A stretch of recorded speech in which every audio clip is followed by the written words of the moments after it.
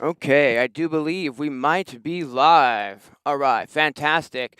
I hope the audio is coming through clean this morning. We're on the other side of the room. I'm using the main large Mac to stream with this week instead of my small MacBook, so it's a completely different setup. Hopefully, the audio is coming through clean. If anyone in the chat can just let me know that you can hear me okay, that'd be fantastic.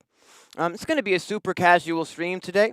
We're going to be patching something up in the Eurorack. I'm not exactly sure what we're going to be patching today. I'm hoping that this is going to be a very collaborative session. So get your collabing shoes on and get ready to participate in the chat. We could make just about anything today. I've got the, hey, thanks very much, Sky Tortoise Ferryman. I appreciate that. I've got the system completely unpatched today, so we're literally going to be patching 100% from scratch. I've had my head in a whole bunch of other games this week, so it's not necessarily focused on Eurorack right now. So I'm hoping that this session goes smoothly, and I'm counting on the collab and the participation in the chat. So, the very first thing that we need to decide today, I suppose, is what we should create. Should we create something slow and mellow? Should we create something like mid-tempo and chilled, or should we try to create something high tempo? Basically, I think the first thing we'll need to decide is the tempo. And while we're deciding that, and hopefully you guys are, putting comments in the chat like slow, medium, or fast or something, we're going to go ahead and start setting up the sequencers today. My main sequencers in the system are the Synths drum sequencer and the Synths black sequencer. And I've also got the Digitakt on the side of my system, but this is just helping with running clocks. We're not going to be using the Digitakt as a Digitakt per se. I've got a MIDI out from the Digitakt coming into a MIDI to trigger module here from Synths so that I can send triggers from the Digitakt out of this module, and we can use those to keep the other modules clocked in sync with each other, and also get their reset all synced up so that all of my sequencers will know when the downbeat is. I'm going to go ahead and start routing that, and then I'm going to check in with the chat and see what we should create today. Okay, so the first thing that I need to do is just get the clock signal from my trigger out, which is, again, converting regular MIDI from the Digitakt into triggers that the Eurorack system can understand. I've got it set up to where I've got a, let's see, probably can get away with a shorter cable for this connection here. I've got it set up here so that I can send a reset signal out to the system, as well as a clock signal out to the system. And that means that what I'm going to do is I'm going to patch the clock and I'm going to patch the reset signals into a passive multiple. A multiple just means that I can then, take different copies of that signal, duplicate copies, and send them out to the other modules that I need to. So if I patch, reset and clock into this multiple, then I can take multiple copies of that reset signal and that clock out to the other modules. Okay, so we just need to get this one for the clock. I wish I could get away with a shorter one though, is the thing, but it's just really stretching it. I don't want to push it that. No, that's gonna work. Okay, fantastic. So then I'll need to get the Synths drum sequencer responding to that clock and also responding to that reset signal. Cool. Now I've got the Synths drum sequencer in sync and in time with like our main master clock basically, which is coming from the Digitakt. I've also got the Digitakt just straight MIDI'd into this Synths black sequencer. So when I press play over here, it starts both of these sequencers right now. If I want to use, like, for instance, these golden shower sequencers, I've got more clock and more reset signals that I can just patch into those and get them going as needed. But currently, when I press play on the Digitakt, are two going. So what we want to create today. We've got an overhead shot as well of the whole system. That's about as much of it as I could get in the shot, as clear as we could get it in the shot. I hope that's going to be, halfway clear for you guys at home. I'm going to go ahead and start checking in with the chat here and see about any suggestions. We've got a suggestion for 110 BPM. Thanks, Walt. What's happening, Tony? What's happening? Expect us. We got Per Sound System in the chat. What's happening, Sonic Laboratory? Tuning in from the Netherlands. All right. Let's see here. We've got low and ambient. We've got like 88 BPM. We've got a request for 138 BPM. We've got a request for 110. So basically, we've got 3 different requests. I see actually a second vote for 110. So there's 2 for 110. What's happening, Tapsy? What's happening, Big Joe, Big Jonic? I'm not exactly sure how to pronounce that. What's happening, Stibbins? What's happening, Kenny? Welcome, everyone. Looks like we've got 2 votes for 110. Before we get started, if anybody wants to throw in their vote for like slow, medium, or fast, or dropping in a tempo, now would be the time. It's like Opie's trying to say good morning to everyone. Hey, what's happening, everyone? It's Opie. He's the studio buddy. All right. Let's see here. Yeah, Dark Techno. Sonic Lab. What's happening, Grant? Thanks for tuning in. We've got a couple of votes here for Dark Techno. So now we're looking at about 2 votes for 110 and a couple of votes for... Oh, we've got a third vote here for 110. I think we might be looking to set the tempo to 110 maybe. What's happening, Connor? Thanks for tuning in. All right. Let's see what happens if we set the tempo to 110 BPM today.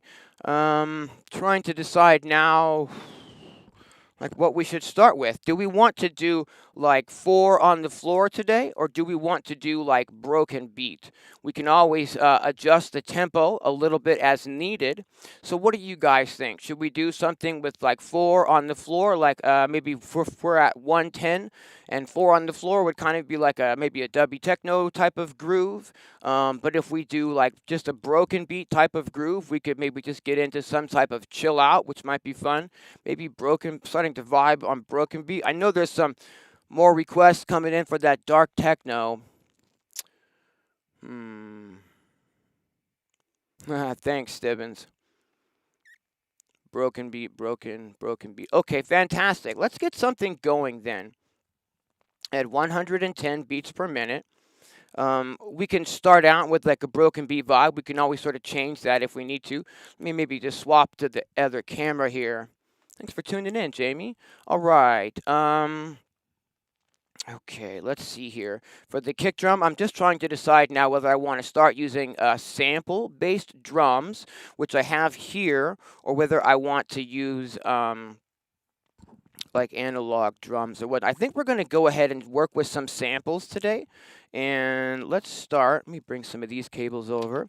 And I think we're going to trigger 1 output from the drum sequencer, and we're going to run that into one of these Tip Top Audio 1 sample modules, and I believe I've got a whole card filled up with kick drums in here currently. What we're going to do, it always takes a little bit of extra time as we start, these connections, and there's no audio coming through at the very beginning. So thanks for your patience as we get started today, everyone. I'm going to try to keep it, mellow and chilled so that I'm not super stressed out about going super fast today. But what I want to do is I want to route, let's see, this kick drum into, I have a a high pass filter module here from ShackMat. And what that does is it's got a couple of different inputs and outputs. But what I'm currently using it for is if we plug our kick drum in here, it has a high pass filter at 30 hertz that removes all of like that low frequency, like super sub rumble that might come through in something like a kick drum, something that's too low for your ears to hear and something that's too low for your speakers to represent, meaning that's just sucking up the headroom in the mix. And as we take away and start taming some of those frequencies, we can actually get our mixes a little bit louder, and that gives us a little bit more headroom to take away the frequencies that we can't actually hear. What we're going to do that may or may not be coming through. Like most of my samples have a lot of, EQ work done on them previously, but it's sort of, just like a good habit that I like to get into. So I'm plugging the kick drum into this large mixer here. This is like currently a 10-channel mixer. It's expandable or shrinkable, the amount of channels you've got. Maybe I've got 8 actually. 1, 2, 3, 4, 5, 6, 7, 8, 9, 10. Nope, 10-channel mixer. And the thing that I really like about this one, this is from Cat Off. The thing I really like about this one is that it has 2 different effects sends. So if we want to, route like some reverb or delay or something to the drums, we can do that with this mixer. I'm going to go ahead and turn the channel on for the kick drum, and then we'll need to route this mixer out so that we can hear it. Basically, my system is, comprised of a lot of different mixers, and we route all of these different mixers into like other mixers, and then kind of into a main output module here, which is the black output module, version 2 or something from Erica Synths. What I want to do is just take the main left output from the mixer, and I'm going to want to route that into the first input of this stereo mixer here. This is going to allow me to route like other stereo mixers into this stereo mixer and route all of those stereo signals into this black output module here, so that I can get these things in stereo and have control over the panning. Let's see, I've only got one of those plugged in, so now let's get the right channel plugged in here to the right channel of this mixer. Let me bring these volumes down here. Now I need to plug this mixer into our main output module here. So left to channel 4 left, and right into channel 4 right, and we can start adjusting some levels here. Again, getting started always takes a little bit of, extra time because there's nothing routed at all in the very beginning here. So thank you for your patience, everyone, as we get started today. Cool, we've got a level to the kick drum. And what I'm going to do, I think, is, let's see here. We've got that on trigger 1. So if I select trigger 1, I can just put in a couple of notes. And then, and then if I press play on, again, I'm going to be pressing play and stop today on the Digitakt. This is controlling, all of the system, just based on these triggers, starting up the sequencers together in time. So we're not actually using the Digitakt. It's just acting as a master clock. All right, I'm starting to get a little level coming through here, so I can start adjusting that, and then we'll start adjusting the level that we're sending out to the stream. Okay. Maybe too much level to that mixer.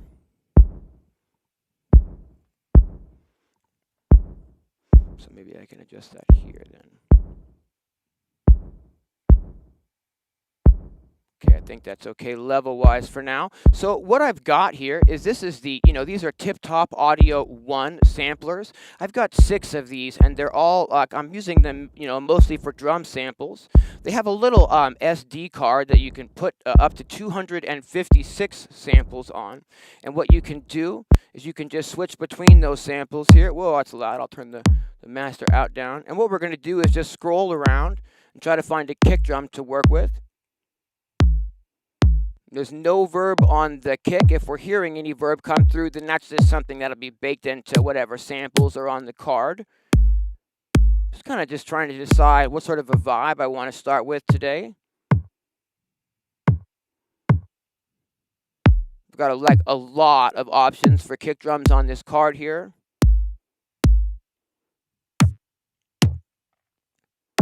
I'm trying to find something that I can, be a little bit versatile with.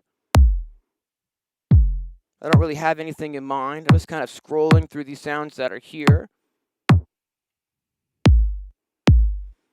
These samples, these kick samples specifically, probably a lot of them are in my Digitakt banks, but these are just sort of collected from various different of my sample libraries, per se.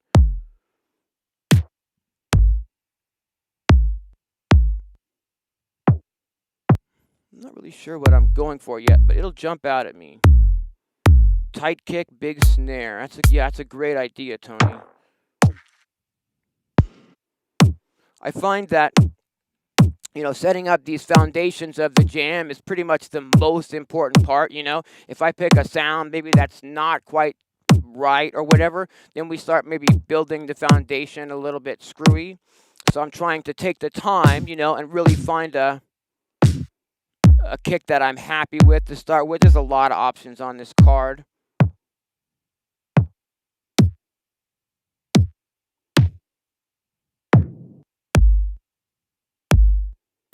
That's huge.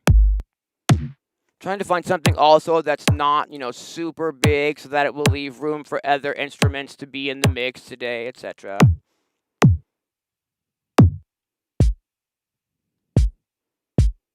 I like that, but it already has kind of a hat on it.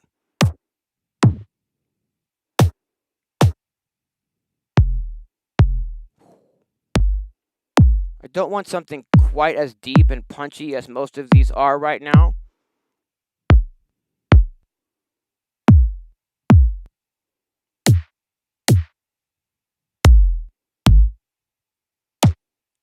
Sorry, this is taking me so long. We'll pick something solid and get going here.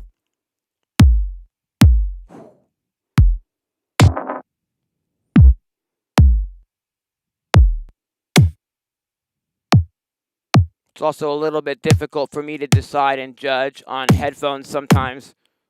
Man,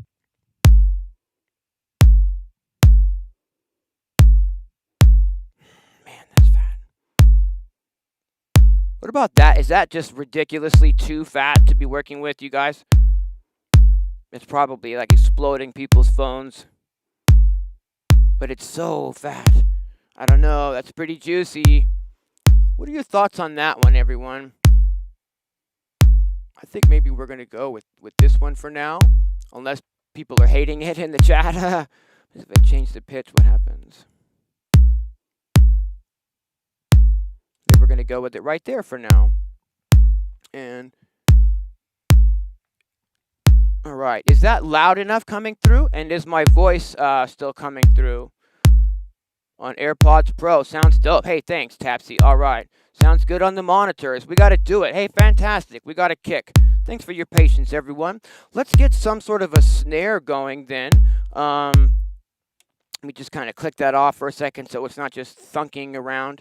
And let me choose where we're going to grab a snare from. And Wall, you are correct. Pam's is not in this case currently. I've currently got it over here, and I'm trying to incorporate it into my techno case. But I haven't had a lot of time with it yet because I've been really spending a lot of time with the Mate tracker this last week. And another really big project that I'm working on for Modbap Modular as well, with some wavetable sound design, and boy, it's going really well. Okay, snare time. Yeah, so let's use a sample for the snare as well. Let me just take another output of the Erica Synths drum sequencer, and I'm just going to route that over here to another Tip Top Audio 1 sample module that already has drum sounds in it. Okay, and then we will. Let's see here, we'll just pop this into the mixer and we can start scrolling immediately for some sort of a snare sound. Turn that kick back on and trigger select number 2. Let's put a snare in. And okay, what I want to do now is I want to scroll around. Or maybe I don't. Maybe I like that snare already. Hold the phone. Let's see here. I've got a little visualizer up on the screen that helps me to decide sometimes whether the sound is the one I want to use. Let's see about scrolling just through a few more snares.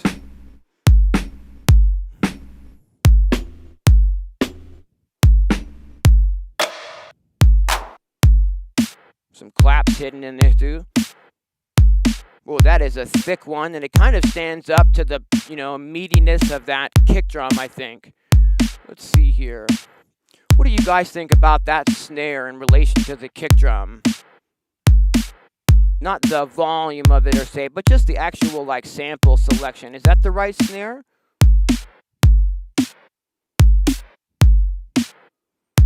Yeah, I kind of like that snare. I think we're going to go with that for right now.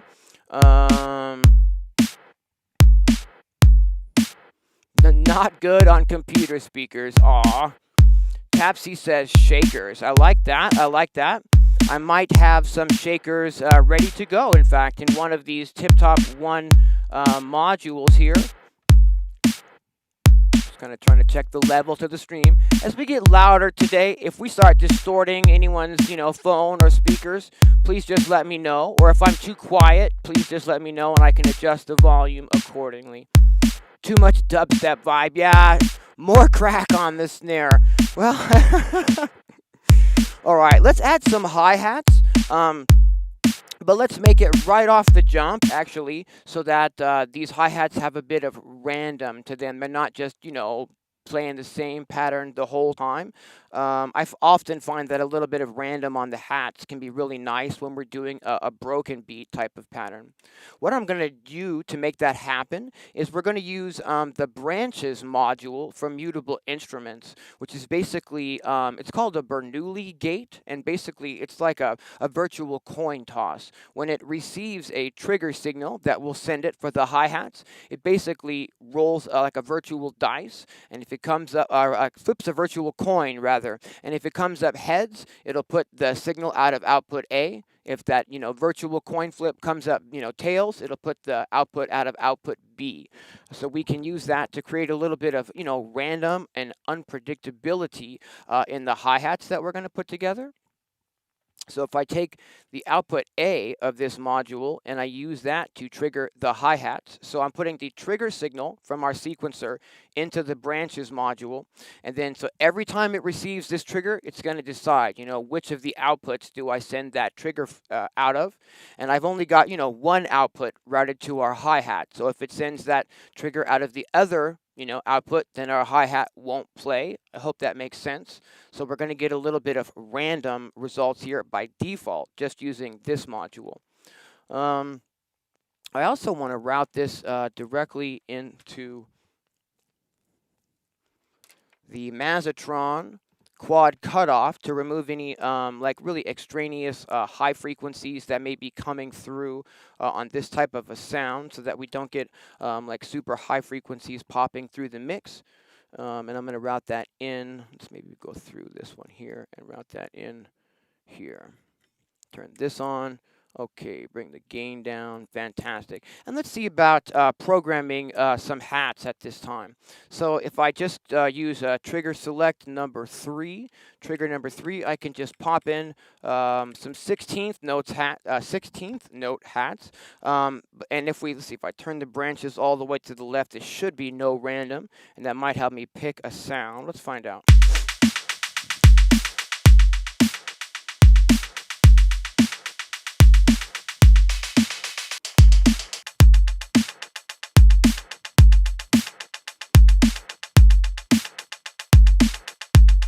Boy, I kind of like the way that's sounding. Hardly any scrolling at all there. You get these volumes maybe a little bit. This also gives me the ability to roll this sort of filter knob down. And as the, jam is playing, I can affect these hi-hats if I want by low-pass filtering them. But that's not really my intention. My intention is just to kind of keep the top frequencies in line. Let me see if I can actually show you guys what I'm talking about here. Okay, cool. If I take this camera and if we gently move it, I can show you, hopefully, that I've got Ableton open here on the left, and I'm able to, see the frequencies that we are putting out using this FabFilter Pro Q3 and an Isotope tonal balance control. So if I'm quiet for a moment, we can see that our EQ levels, when I don't talk, are actually pretty in line so far, which really helps me when I'm in here working on the headphones. Cool.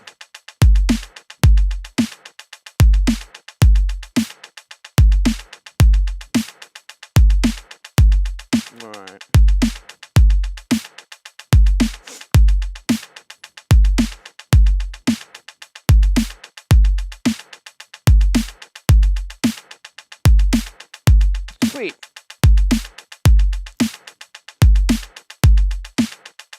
Hey, audible video with some serious details in the chat. All right.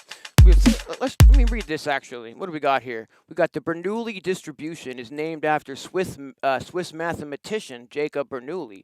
It can be thought of as a model for the set of possible outcomes of any single experiment that asks a yes or no question. Fantastic. Denal balance control. That's exactly right, Connor. That is exactly right. Oh my gosh. Okay, so let me just tuck this hat back in the mix the tiniest bit more.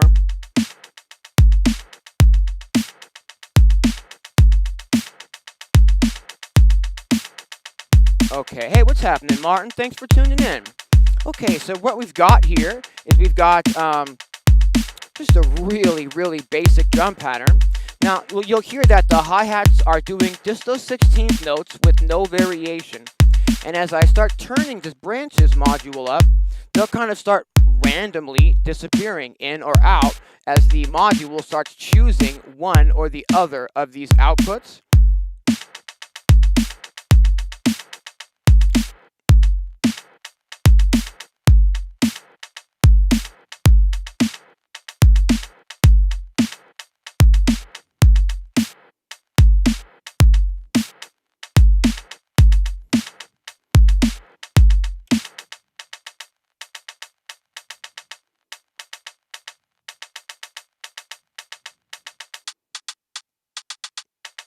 There's a tiny bit of excessive crackle coming in at the end of that hi-hat.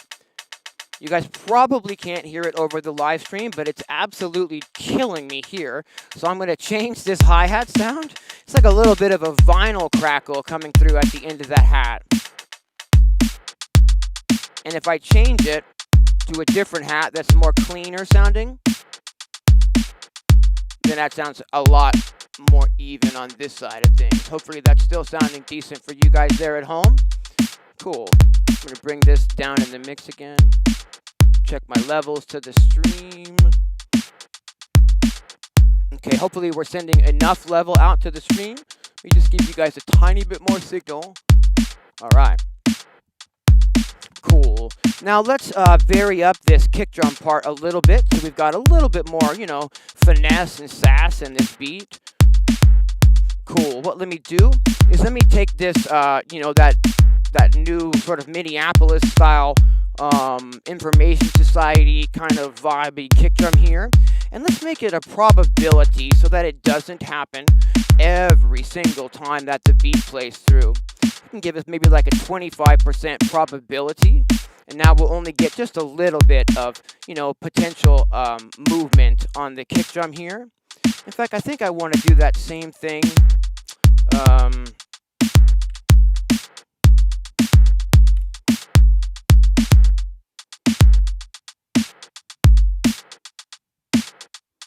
What am I doing wrong here? Trigger 1. What has happened here? What's going on? What is all this? The kick is gone from the first step. What? Hold the phone. See, because I put the probability on the wrong step. But it's super easy to fix, so no worries. That should get it. Cool. And that should leave us that one here. And I can put, yeah, cool. That's what I want to do. Put probability on that one as well. All right, so what I've done is just added a couple of extra kick drums in, but they're not going to trigger every single time it, you know, comes through the pattern. What I do is maybe that same type of thing with the snare drum as well. We'll put an extra one sort of there. But, you know, if that happens every single time it goes through the pattern, we're going to get sick of that extra snare really fast. So I'm going to put some probability on just that extra snare, maybe like 25%, so that it doesn't happen, you know, every time that we go through the pattern, maybe even less often than that. So 10%. Cool. All right. What let's do then, is let's go ahead and set up so that we can create some sort of a bass sound now. What I really like to use for bass right now is this Mazzatron Wave Morph VCDCO oscillator. We're going to control that today with the Synths black sequencer. I'm going to take a CV out, and we're going to take that into, whoops, I'm going to take a longer one. I'm going to take a CV out from the sequencer, which is our pitch information. I'm going to plug that into the oscillator's frequency input here. And then we just need to take a waveform output. We're going to run that into the input of an envelope. I'm using the Javelin envelope from WMD Devices because it's not only an envelope generator, but yeah, that's what I mean. It's also a VCA, rather, is what I'm trying to say.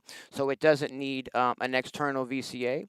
And we can route this into a filter. I'm using the carbon filter from WMD Devices, saturation of an input.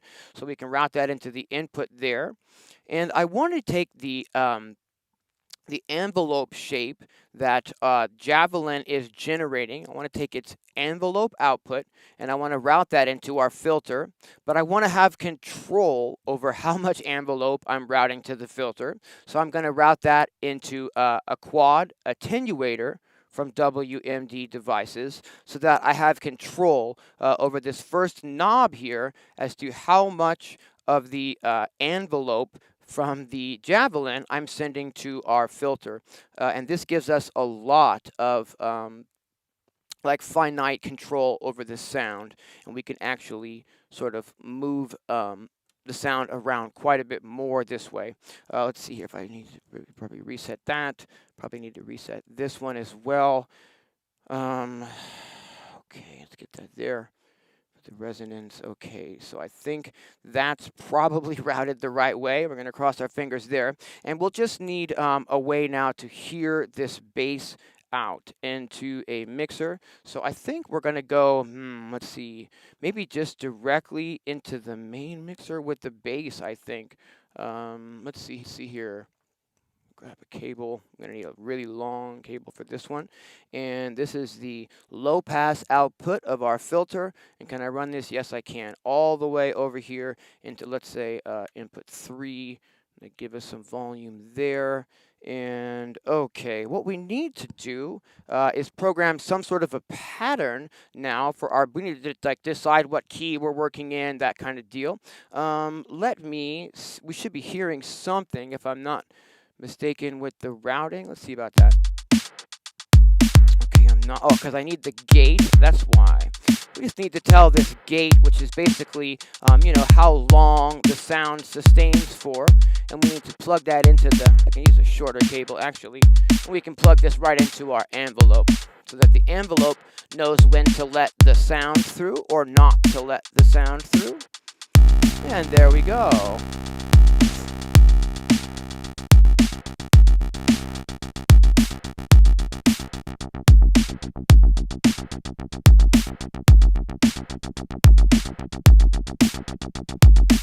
Okay.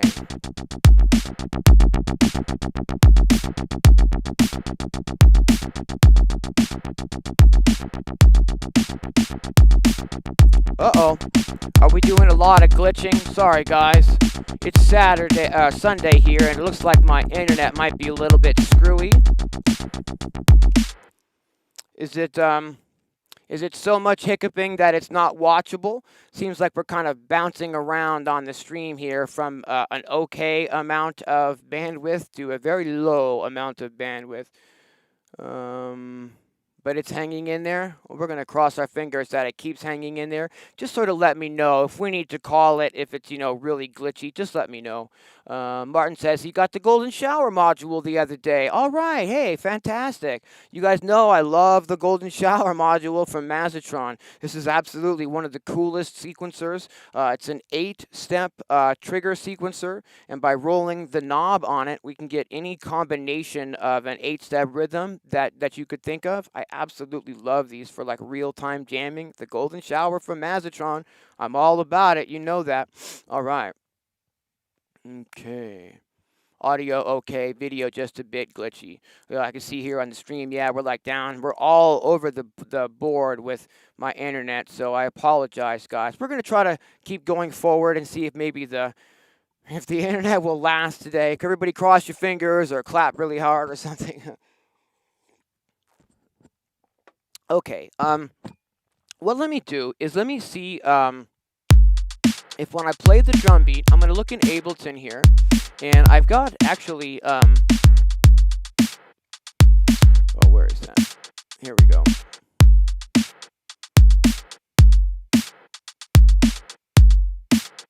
Cool. I'm using a key detection device to sort of see if, you know, there's enough tonality in that kick drum that's coming through that it's registering like a note, you know, and it is. We're going to be working in G minor today. So what I'm going to do is I'll switch back over here. And in the black sequencer, we can tell it what key we're working with. We can tell it that we're working in the root of G. And then we can switch to like a minor, a chromatic, a major, a minor scale, a major pentatonic scale, or a minor pentatonic scale. I often like to write in the minor pentatonic scale. My favorite key to write in is F minor. But since we're already sort of tuned with that kick drum that we've got started, to G, we're going to go ahead and write in the key of G pentatonic minor today.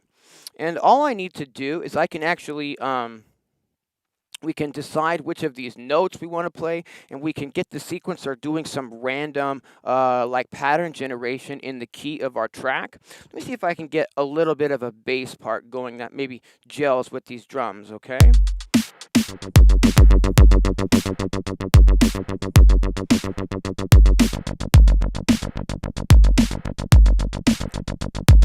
I think we might want it in that lower octave.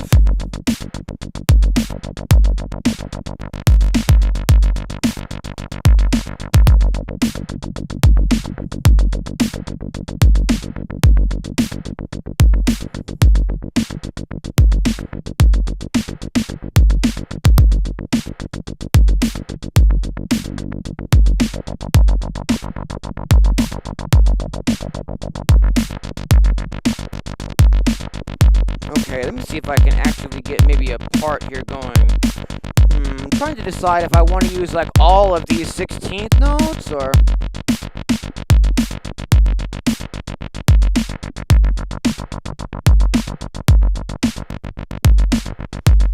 Let's see what happens if we just create something randomly here.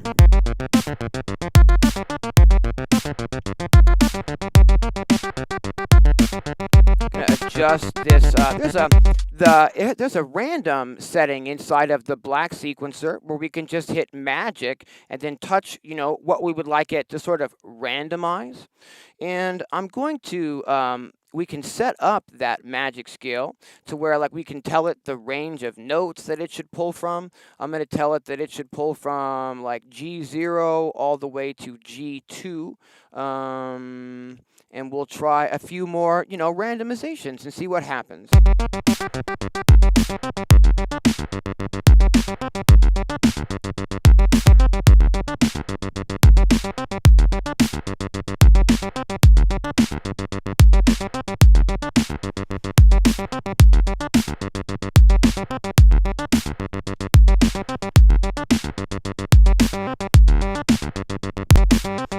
Messing around with some of these gate times, trying to create like an interesting pattern here.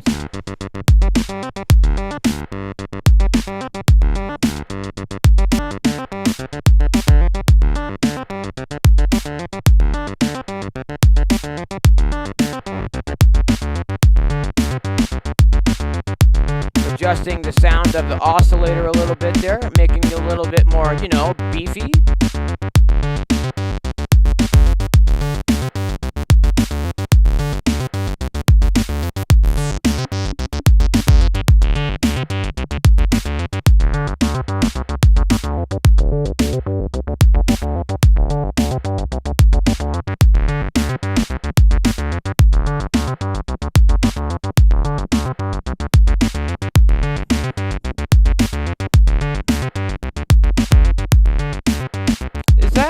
bass line starting to work for us, or is that not working for us? I can't quite decide.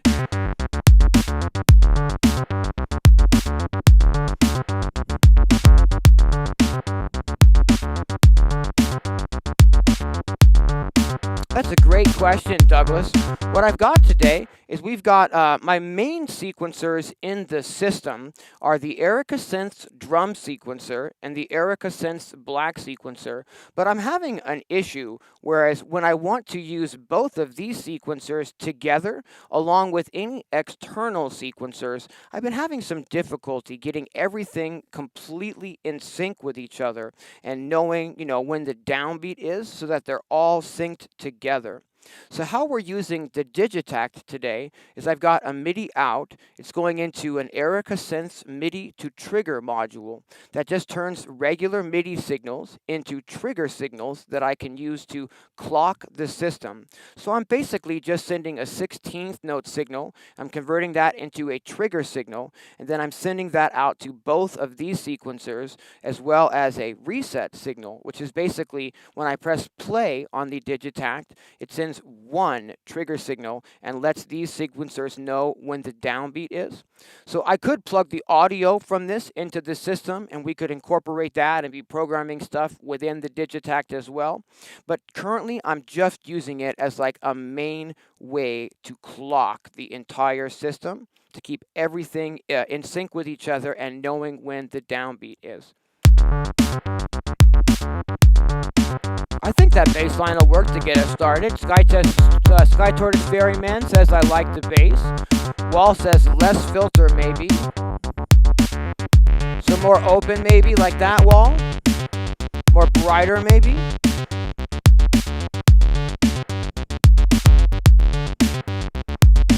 Bass is a little floppy. I kind of like it floppy, but I can maybe make it less floppy. Kind of tighten it up a little bit. That's cool. Is the bass maybe too loud, or are we doing okay there with the mix of these levels? I'm going to go ahead and leave this, I think, where it's at for now. Maybe bring that bass down like just the tiniest bit, though. All right. What might be neat, actually, this might take a moment, and it's probably a dangerous thing to do on a live stream. So let's do it. Let's live dangerously, shall we? I'd like to make it so that we can create sort of a sidechain. Oh, this is really dangerous to do on a live stream. So that we could do a sidechain type of thing with the bass and the kick drum. So that no matter how I program the bass out, whenever the kick drum hits, if the bass is happening like on that same beat or like around that same beat, that it might kind of help push that bass out of the way so that our kick drum is really like always punching directly through. Now, I believe, if I'm not mistaken, fantastic, I've got a sidechain envelope shape currently set up in my Zadar, and this is from, I don't know how to say it properly, but it's from XAOC, Zayoc or something, and it's basically just an envelope generator module. It has like 200 some odd envelope shapes inside of it. And I can assign any one of those shapes. I can like reverse it or make it bigger, smaller, wider, longer. And I've got a little shape that just kind of, let's see, sort of pushes up like this. So like when the kick drum hits, it would bring the volume down a little, and then it would sort of push it up afterwards. And what we can do is we can use that. Let's see if we can get this set up. We can use that to open up a VCA in time with the kick drum. So let's see here. The output is going to go into the CV of this VCA here. And then my bass, I'm going to need a smaller cable. Not smaller, but shorter rather. And we're going to plug that into the input now of this VCA. This is a quad VCA 2 from Erica Synths. And then the output of that can then be now routed back to where it was routed previously to get the bass into the mixer. Cool. So what this is going to do is that we need to now copy the bass drum signal. We need to duplicate that so that every time it hits, it triggers the bass drum, but it also needs to trigger this envelope every single time the kick drum hits. I'm trying to think this through all of a sudden because I'm trying to think like it's not gonna, I'm not sure if I'm doing this right all of a sudden. I'm now double thinking my thinking per se, but let's try it anyway. And let's see if I can maybe put this here. Cool. And then I can route this kick drum trigger out into this passive multiple here so that I can multiply that signal and send it, to multiple destinations. So I've got one output here going to the actual kick drum, and I'll take another output. So every time the kick triggers, it's going to now trigger this envelope, which is going to be opening up this VCA and letting sound through. Yeah, I don't think I'm doing this right is the thing. All of a sudden, let's see about this. Yeah, see, it only lets this method that I'm doing here is only letting the bass through just a very little amount, which is kind of interesting, actually. It's based, now the bass is coming through based on like the amount of kick drums. For example, the more kick drums that come through, the more it would open up this sidechain. Let's see here. But I think actually, yeah, all I need to do is, okay, cool.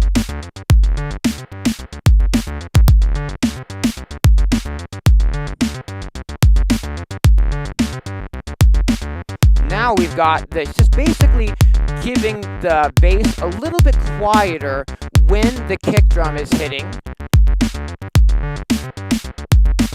and a little bit louder whenever the bass drum is not hitting.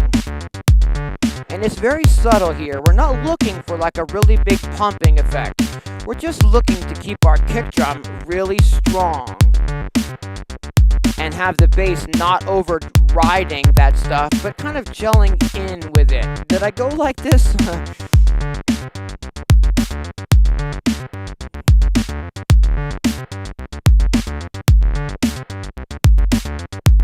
Yeah, I like the effect that that's having on our bass. I feel like it's kind of giving a little bit more play to the drums. Cool deal.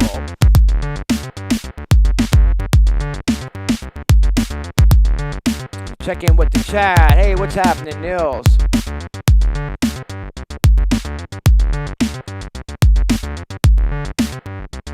Oh, we've got a question from Martin here about the reset. What I'm doing is I'm using just the MIDI out, okay? And that's going, it's going into a MIDI Solutions Quadra through so that I now have two copies of the MIDI signal that's coming out of the Digitakt. One MIDI is going into this Erica to Synths, Erica Synths trigger to MIDI to trigger module. Erica Synths MIDI to trigger module, and the other MIDI connection is just going right into this black sequencer and starting that in time.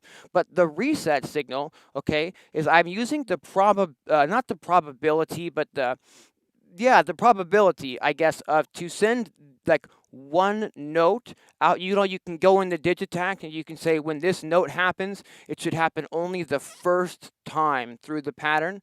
Well, I'm only playing one pattern, so when I set the note up to only spit out one time, the first time it plays through the pattern, that means it triggers once. I send out one trigger signal, and that trigger signal is my main reset signal for every single thing here. So I've got, the reset, that one trigger signal coming out of output 8. I take that into a multiple so I can send that reset signal wherever I want it. And then, I plug it into the reset signal of my sequencer so that when I press play, that reset signal only hits that one time. And then next to that, I'm sending out 16th notes, which is my clock. So if I adjust the tempo on the Digitakt, it's controlling everything. But we're not actually using it, as a Digitakt. It's just a way to keep just a way to keep every single thing in sync in a really easy way, because I've got like multiple sequencers in my system. That's been like one of my biggest challenges with Eurorack, and that I want to use like multiple different sequencers, and I need them all like super in sync with each other, and that's how I was able to accomplish that. Dean, do you have a day job or are you all in music? I'm a sound designer, and this is what I do all day, every day. I don't really have other hobbies, which sort of makes this a lot easier for me to do. Like a lot of people ask, that burning question, how can you afford all of this kind of stuff? In every other aspect of my life, I'm just a cheap guy. I don't have a car. I don't eat really big and fancy meals. I don't buy, fancy clothes and fancy shoes. This is what I do with my time. I'm all in. This week I've been working on putting together 128 wavetables for Modbat Modular that are going to go in their new Osiris oscillator, for example. That's what I've been working on this week. All right, cool. Thanks everyone for hanging out. Have you ever used the Squarp pyramid? I haven't. I haven't used that one. It looks pretty deep, if you get my drift. Whoops, I got a chord on the ground here.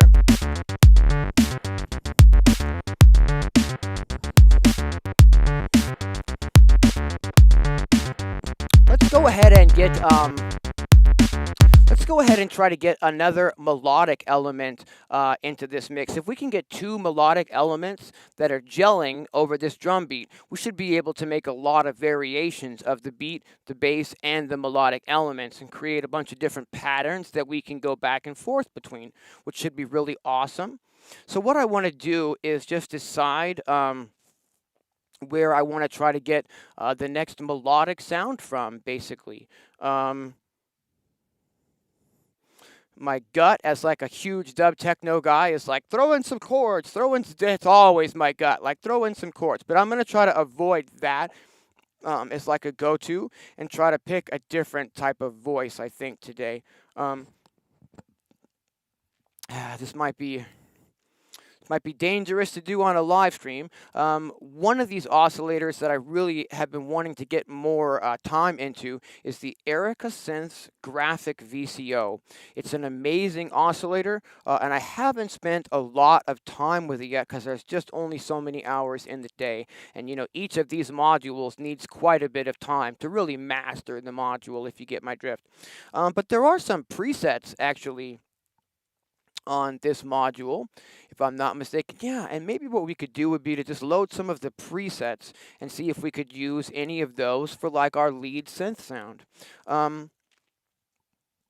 What I want to do is I want to tune this so that it'll be in key with everything else. One of the reasons that made me really excited about choosing the Erica Synths Graphic VCO oscillator is it actually has a visual representation on the screen of what note you're tuning it to. So when you turn the tune knob, a little box pops up on the screen, and it will tell you, what octave you're in and what root note you're tuned to, which is really convenient. I'm going to try to tune this to a C, and a C3 rather. And what I'm also going to do is just, pop this into my spectrum over here and just make sure that that's, accurately spitting out a C or whatever. Yeah, it's fine. Okay, cool. What I want to do then is we're going to route this guy up. Let's see, we're going to need maybe a longer one. We're going to take the CV out number 2. The black sequencer has 4 pairs of CV and gate, so you could get like a bass line and 3 melodic patterns going right with this sequencer here. We're going to plug this into the pitch input of our graphic VCO. And we're going to need an envelope to run this into. And let's see what I've got set up here that we can use. We might just use this black quad VCA2 here. And we're going to route this into the input of that. And then I can take, let's see here. I'm not sure if I need to use an envelope generator with this or if the gate itself is going to work. Let's find out. Cool. Gate into the in. Okay, and then out we can go into this. I'll probably use a shorter one for this. Cool. We can go out into this mixer here. And now the reason that I'm routing it into a mixer instead of directly like into our main output module is that this mixer, this is the Stereo Sir Mix-a-Lot module from Blue Lantern Modules, and it's another mixer. So I've got a 10-channel mixer down here for the drums. Each of these channels has an A and a B send, so we could route those drums to effects if we wanted to. And the same is true with the Sir Mix-a-Lot mixer. It has a send A and a send B for all of these 6 channels as well. So I'm using, this as my main drum mixer, and this, right now is my main synth type of mixer, so we can get effects. It's got, the synths. So if we want to put like reverb or delay on the new synth, we can do that. And that's why I'm routing it through this mixer rather than directly in. Now you'll notice, you might remember rather, that I routed the bass directly in. That's because we're not going to be adding, a reverb or delay or anything like that on the bass. I just want it to be as clean and punching through as possible. Okay, so we're getting there. Bear with me. We just need to route the Blue Lantern Modules mixer now into our main stereo mixer at the top, which again is the black stereo mixer from Erica Synths. So we're going to take output 1, and that's going to go in the input left, and then output 2, and that's going to go into the input right. This is channel 2. Okay, and so this needs to come up in volume now, and then this is our volume, if I'm not mistaken, on that. And there should be no CV coming out just yet, but I believe we should hear those notes.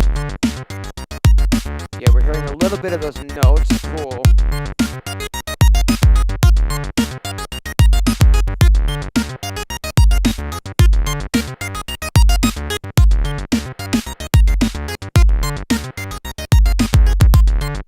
Okay, so we're hearing a little bit of sound now coming out of the graphic VCO.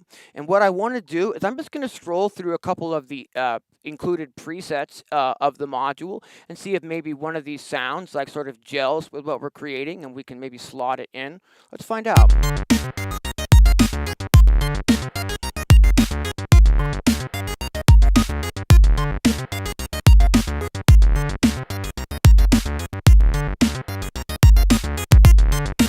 Like we should be down an octave maybe with this sound, so let me see if I can make that happen. It'd be better if it's not actually playing into it the notes that I'm trying to see on the screen here. Let me try to tune it to C2 instead of C3 because I believe it was a little bit maybe too high pitched. Yeah, that's maybe more the octave we wanted in.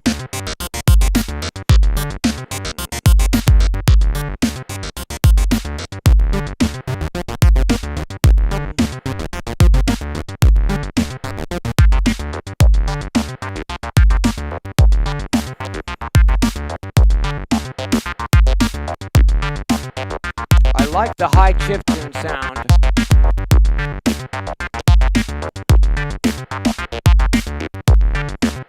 That's an awesome question, Douglas. What I'm using is like my main output module, okay, to get everything here into like, the mixer or whatever, is I'm using this module here in the upper left corner. My signal flow is actually a little strange. It's kind of like up, and it's like a big wave sort of. It kind of goes up and over sort of, and everything is leading up to this module here as the final output module.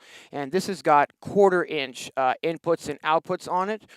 It's got like a mono input 1, a mono input 2, a mono input 3, and then the 4th input is a stereo input, which is, so I'm using like a stereo mixer to combine several different stereo mixers into, this final module here. I've got several other different mixers throughout the case that I can, route between each other or whatever, but all of this stuff is eventually getting routed into the Erica Synths Black Output V2. which is awesome because it not only has, a master volume so I can turn it up and down during the stream really easily, but it also has like a headphone output that you can plug directly into that module as well.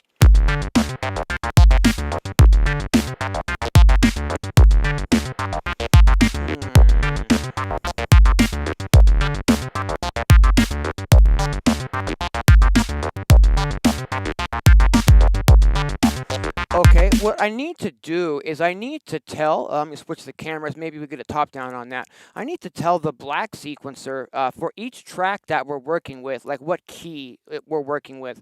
I'm not exactly sure, like, why you might want to have one sound tuned to one key and one sound tuned to another key, but you can do that with the black sequencer if you wanted to.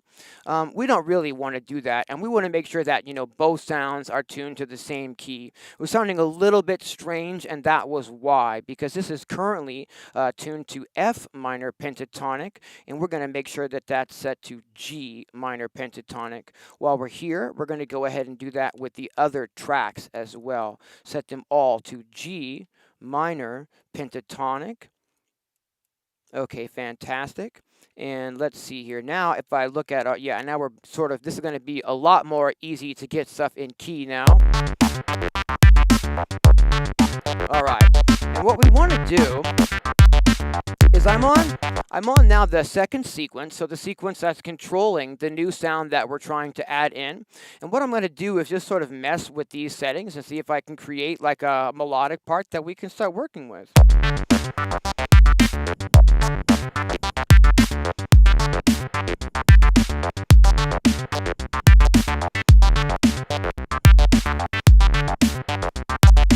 Yeah, I'm liking the vibe here, but I want to randomize the notes, maybe see if we can get a different melodic part still.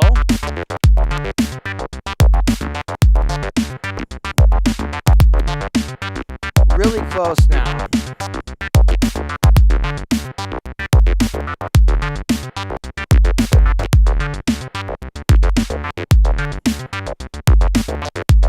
Okay, I'm liking that. I'm going to save where we're at currently.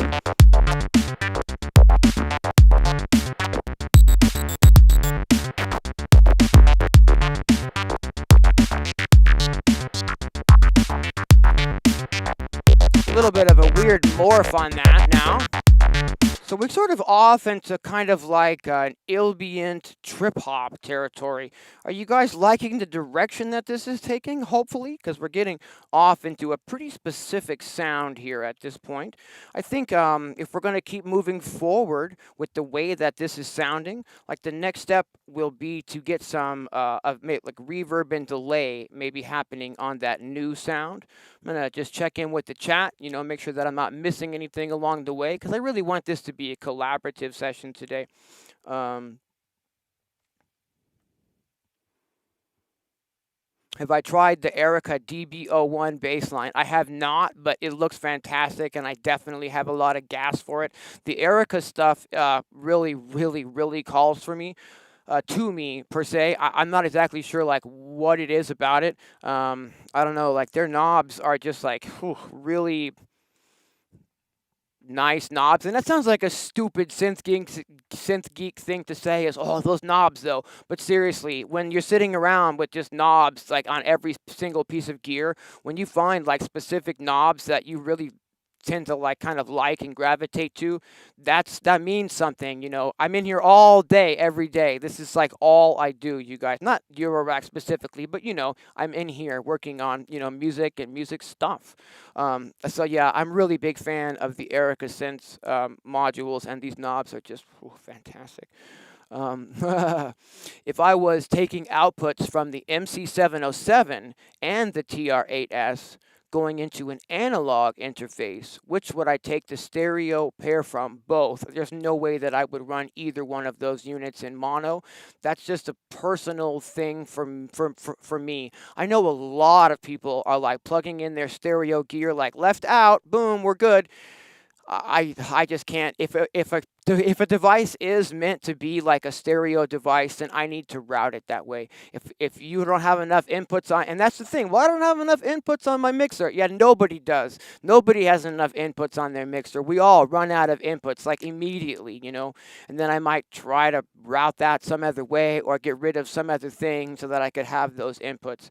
But for sure, I mean, I would never run the MC707 mono. You've got like, you know, 8 different potential instruments that are coming out of that, and you're crippling all of them if you're going to run it in mono.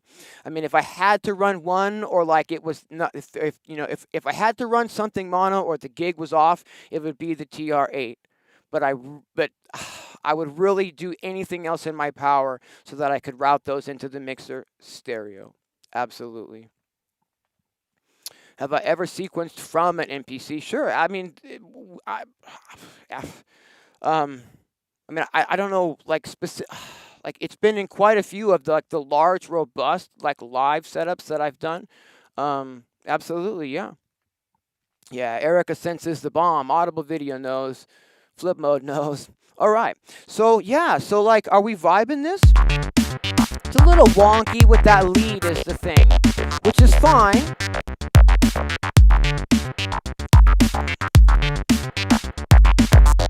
Are we liking the way that sounds? Just let me know in the chat. I think what we'll do is start routing some effects to this mixer here, so that I can send some of those to this synthesizer sound. Even if we pick a different sound, it's likely going to need effects on it. So what we're going to do is we're going to start routing that. I got a output here. Oh, wait a minute. I'm going to use these rather. Where are they? Yes. I've got an output here for the synths. I'm going to send the synths here into the delay and reverb modules that I've got sitting next to them here.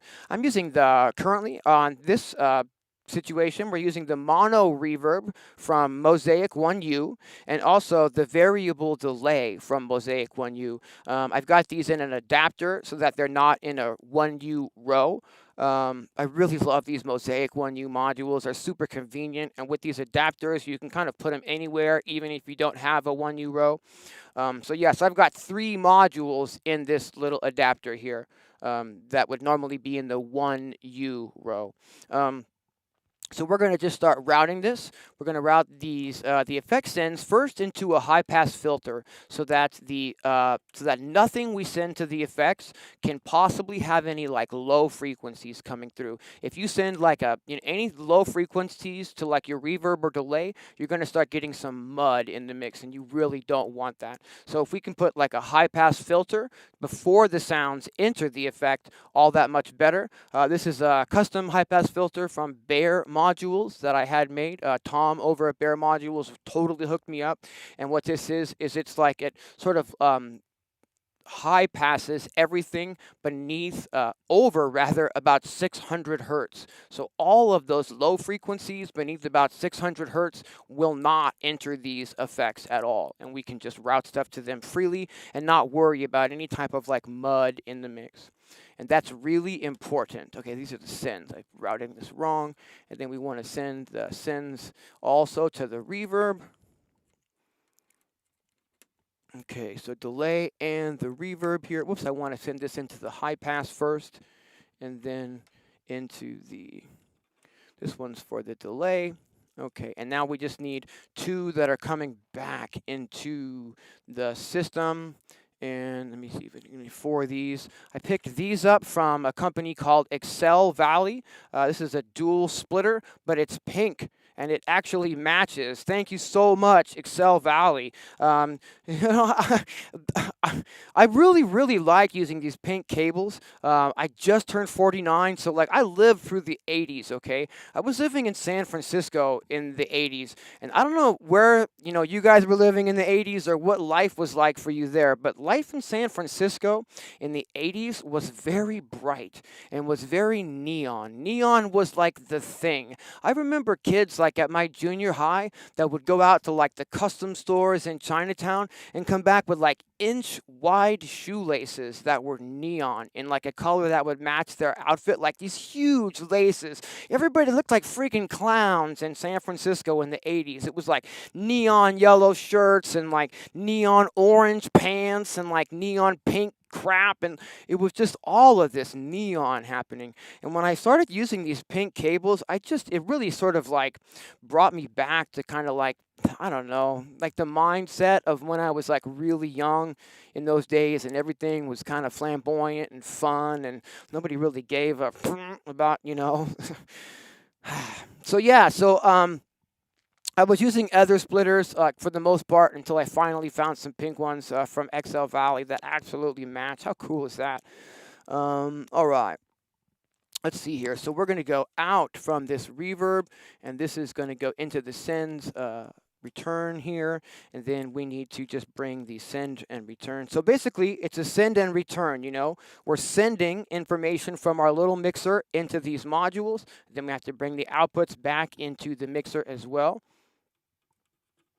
Okay, and this is the delay. So delay is on 1. Okay, and we got a whole bunch of cables here now. Cool. We can go ahead and start adding some effects to our melodic sound now. Bring our main volume up. Okay. Oops. And it's this one here. So the first one is delay. I'm gonna try to mess with the delay timing a little bit here.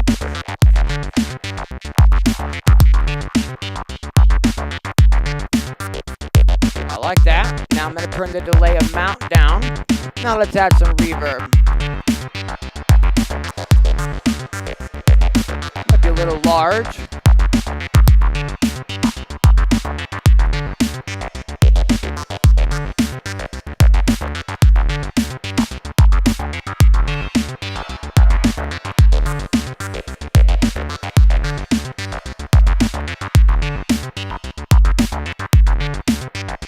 I'm just putting very subtle amount of delay and reverb on that lead to give it a little bit of extra character. I'm going to go ahead and take a second and check in with the chat. Thanks for hanging out with me, everyone. All right. Well, that's easy. Flip Mode asks a wonderful question. Which years or decade do I draw inspiration from? Yeah, it's the 90s. I'm stuck in the 90s. I really, really like fell in love with electronic music and breakbeat and, you know, Four on the Floor and all that stuff, like about 94, 95, 96, and I'm still definitely stuck in the 90s. A lot of my percussion influences actually come from the 80s. I started off as a drummer. I was drumming from about 5 years old. I'm really into like Stuart Copeland and the rhythms from the 80s. If anybody remembers the Thompson Twins, you might not actually think of them as like a percussive or like a rhythmic band. You might be thinking, well, that was like a synth band. And they were a synth band, but Alana Curry was the blonde female in that band, and she was always doing these dope timbali rolls, you know, and those sort of like accent rhythms really stuck with me, and sort of like the Jamaican inspired rhythms that Stuart Copeland was putting down in the 80s with the Police. I'm definitely from the 80s and the 90s. Like music beyond those days is like I haven't really gelled with like a lot of the, you know, newer, you know, type of stuff. Doctor, yeah, Flip Mill is what I'm talking about. Yeah, Connor knows what I'm talking about. All right. Ever tried any of the Yamaha DTX or Roland V-Drum? Absolutely. I moved into this house about 4 years ago, and the studio that I was in, our other house, was about twice the size of this room. And I had an acoustic drum set and a V drum set. I actually had the very first Roland set, like right when it came out. Like I knew that, you know, I wanted to get into electronic drums, and this was like, gosh, 1993 maybe, and they came out with their first like full-on consumer electronic drum set, the Roland TD7, and I had, there was like $2,000, like way back. That's a lot of money, because you could get an acoustic set for more like $500, if you know what I mean. But that was a lot of fun, and I played on those for a lot of years. And then I had a V drum set as well, but I just didn't have enough room in this house, plus my back is kind of just not really having it anymore for playing the drums. drums, so I'm not really playing the drums so much anymore. But I appreciate you guys hanging out with me for sure on these live streams. And we've got this sort of wonky beat going so far. I'm trying to decide like if this lead is loud enough.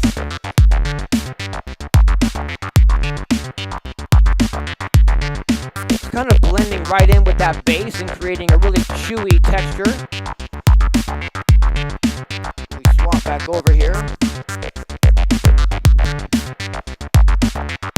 So what we got then is we've got this sort of like, wonky thing happening. It might be neat if over the top of this we could put something that was really clean. So what let me do is let me see if maybe we could add like a creative chords tab to this or something. If I take the, whoops, that's not going to be long enough. If I take the root output of this qubit chords module here, and I run that into my tuner, we can get this tuned to the key that we're working in. We're working in the key of G minor today. So what I want to do is I want to tune this module to, I don't know, maybe like G3. Okay.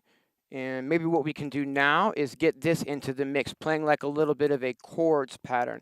If I take an output here, actually I've got an envelope system all set up here to use for this. Let me go ahead and do that. We're going to take this mix output. We're going to route that into the input here of this black quad VCA from Erica's Synths. I need to trigger that VCA with a trigger signal. So let's figure out where we're going to get that from. Maybe the, let's see, let's take the CV from our trigger signal that we're going to create, and then pop that in here. And I can maybe get that from here. So we could just go like trigger select 14, and then maybe we could just, I don't know, just put something really basic in for now so I could hear something. So that's going to be opening up. And then we just need a way to hear this. So we're going to route this into, I think, this melodic mixer down here. Yeah, cool. Put this into input 2. Okay, fantastic. So if I'm not mistaken, let's see here. We're triggering this gate. We're getting there.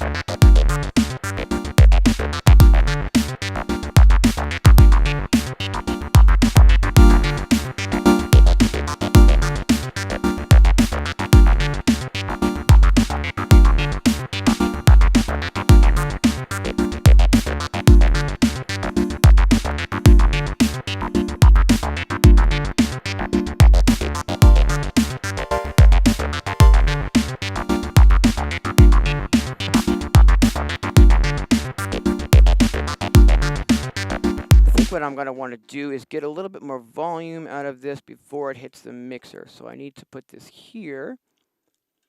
And then we can hear this chord a little bit more so that I can adjust it a little bit more for the mix, hopefully. All right, that should do it. Cool.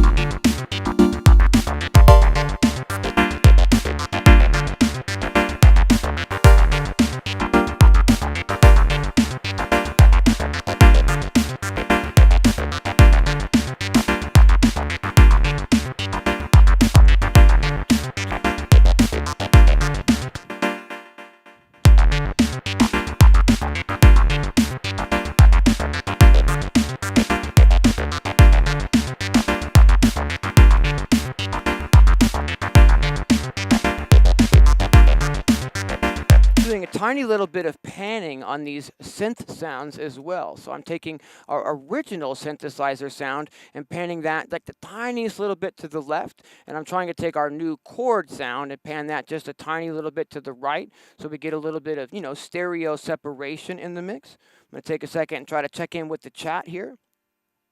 Yeah, see, Rabbit Bat knows the gap. What an album for percussion, right? A lot of people don't remember the Thompson Twins, but I was a really big fan of not just their singles, but their, their albums entirely. And there's just so much percussion in those albums. Absolutely, I got a lot of like my rhythmic inspiration from those days. Absolutely.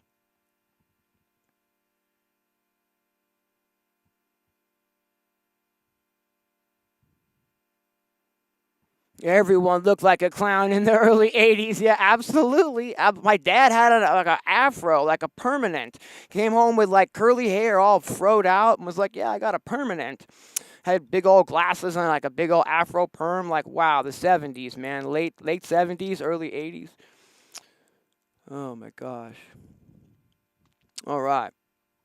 So let's see here. What have we got? We've got these two different melodic parts, that chord rather, and then a little bit of like an RP kind of glitchy sound from the graphic VCO. We could go ahead and maybe make, let's see here, a couple of different patterns right off the jump so that we've got one pattern without the chords and then one pattern with the chords. The chords are being triggered from trigger 14 here on the Synths drum sequencer. So if I'm in pattern mode and I save, all I need to do is go like pattern 1, copy, and then go into pattern 2 and go paste, and it says, pattern pasted. And let's see. Cool. So now I can go back into pattern 1 and I can maybe delete that chord stab from being triggered there. Trigger select number 14 and just get rid of these triggers here. Cool. Now we could save here. And if I want to switch back and forth now between like our pattern that has the chords in it and this pattern here,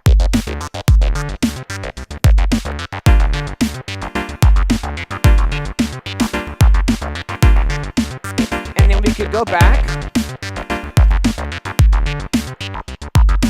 So one of the reasons that I really like these Erica sequencers is just for what you just saw there, that we can program, different patterns, and then we can go back and forth between those patterns, like on the next downbeat of the next measure, per se. So we've got that tiny little bit of variation happening. Let's go ahead and get in like a downbeat crash that happens like, I don't know, every 16 bars or something. So that'll help us sort of stay on the grid, for lack of a better way to put that here. Let's just, actually, I want to use a different trigger so that it's more obvious when I look at this later. Let's use like trigger 16 for this. Cool. And I've got a sampler here. This is another Tip Top Audio 1 sampler. And it's got, if I'm not mistaken, it's got like an impact crash in it that we can use right off the bat here. And that could just take a second if we're lucky. Cool, we'll turn this track on, and then we just need, see, I said that was going to be 16, right?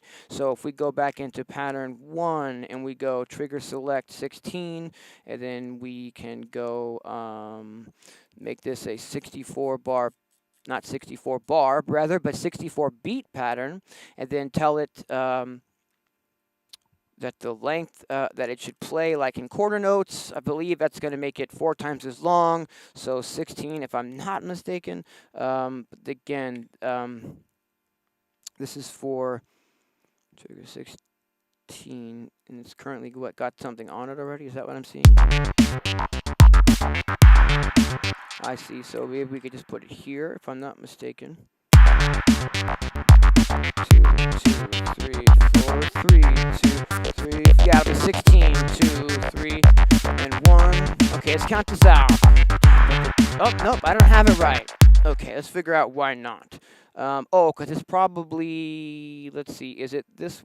Yeah, it's that. Okay, so I can fix that, get those off, and I still can't decide if I really want it to be 16 bars in between the impact crash or 8. I guess we'll listen to it and find out. 3, 4. Yeah, it's going to be 8, I think, would be better, because 16 is just going to be too long.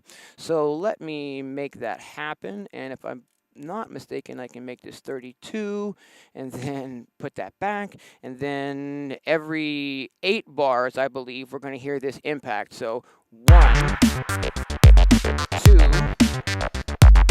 3, 4, 5, 6, 7, 8, and here we go. Cool. I want to just answer Douglas's question real quick here. Yes, you are exactly correct. The MIDI to pulse module creates pulses based on MIDI notes from the Digitakt. That is exactly correct. It has 8 outputs, okay? And how it works is you'll just assign a MIDI channel to it using its setup. That took me a little bit of time, and I had to dig into the manual to figure that out, how to set it up. I believe it was like hold a little program note while you cycle the power on, and that puts it in like a setup mode where you can then assign the MIDI channel to it. Once you've assigned, what MIDI channel it responds to, then you can send notes, just regular notes from whatever sequencer you want into it. And how it works is it works just on one MIDI channel. So like I think I have it set to MIDI channel 12, but that doesn't matter. Then on C, D, E, F, and G, C, C sharp, on those notes, those correspond to the 8 trigger outputs. So if you put like a trigger on G, a note on G, it's going to put a trigger out of like output 8. And so however often you program the notes to happen, that's how often these trigger signals are going to happen. I hope that makes sense. Would an Erica Black system be a good start? Well, I'm not sure that I'm the right guy to ask about that because, to be honest, I have a huge amount of gas for the Erica Synths techno system. I honestly have most of the modules that are in that system, but I don't have them all. And I think that would absolutely be a fantastic system, especially if you're interested in creating like techno music specifically. It's not cheap. But you've definitely got a system there where you'd be able to create, robust beats and grooves.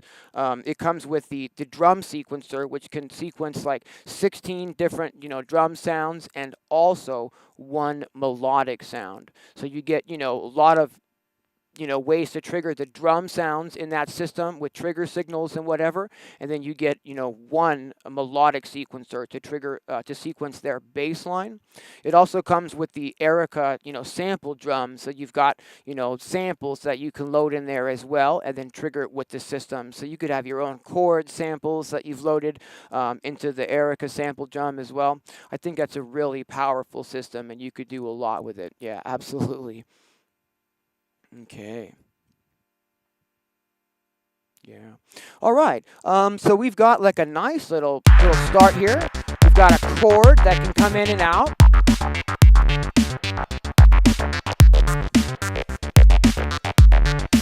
By just changing the pattern here. And here we go. Oh, I'm off the grid though.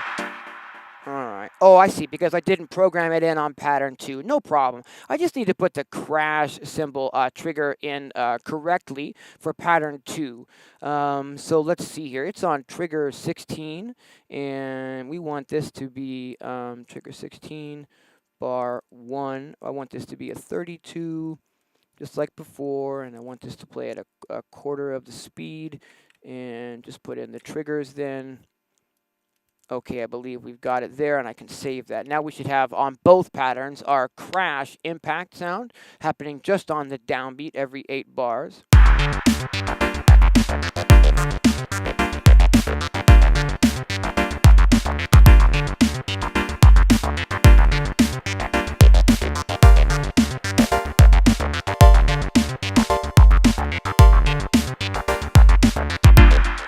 Yeah, the qubit chords module, I think, is just awesome. It's this one here, and that is how we're generating the chord right now. It's really easy to use in that I just take an output from the root note. It's basically, it's chords, right? So it's got a root note, a third, a fifth, and a seventh. okay? And I just take an output from the root note, and then I tune that to whatever, root key we're working in. So today it's G. So I've tuned the root note of our chord to a G, and then I've set the module to play minor chords. And basically, I'm just taking an output from this, and I'm running that into a VCA. So I'm not even triggering the module. It's just putting out a sustained chord the whole time. And we're just using a trigger to open up this VCA and allow the sound through, like whenever we want it to come through. But check this out. Listen to the tonality of the chords as I scroll, because there are wave tables in here, not just like single cycle waveforms. So as I roll this waveform knob, listen to how the timbre of the chord sample specifically changes. Just the chord.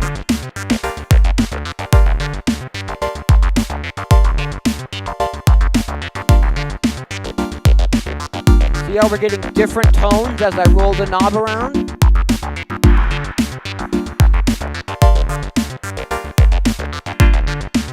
So it might be neat if we could get that knob just sort of moving on its own without me having to sit here and do that, so that as we're playing back the groove, it's sort of got a little bit more, evolution in the sounds. What we can do to make that happen is we could do that in several different ways, but I think a nice, slow, subtle movement would probably be good here. What we can do to make that happen is we can use an LFO from the DivKit Oct module. This is got 8 LFO outputs, and they're just unsynced to tempo triangle waveform LFOs. I can make them go faster or slower by turning the one knob that's included. It will make all of the 8 LFOs go faster or slower. And I can take just like a medium speed LFO, just really just medium speed LFO, right? And I can route that into an attenuverter. This is the Quadrat from IntelliGel. And basically all this is doing is it's just like a volume knob, but it's like a volume knob for CV messages is how we're using it here. The LFO is being routed into this, and however much I turn the knob up is going to spit out that much or that little of the LFO. So I could turn it just a little bit and have a very subtle amount of, movement from this LFO, or I could turn it up all the way and we have a really big wide LFO with a full range of movement, We want, I think, pretty subtle movement here to happen on our knob. So I'm going to go ahead and make this pretty subtle to start with, and we can adjust this as needed. We're just listening now for like how much this wave is evolving without me having to turn that knob. What's happening, Mars Capone? Thanks for tuning in. Yeah, do you hear how that chord is now moving? I'm gonna take it out of a slower output so that it's not moving quite as fast, and we'll see what that sounds like.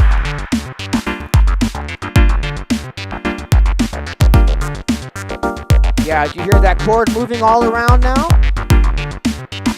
It's moving a little more than I would like. So I'm going to bring the attenuator just a little bit more down.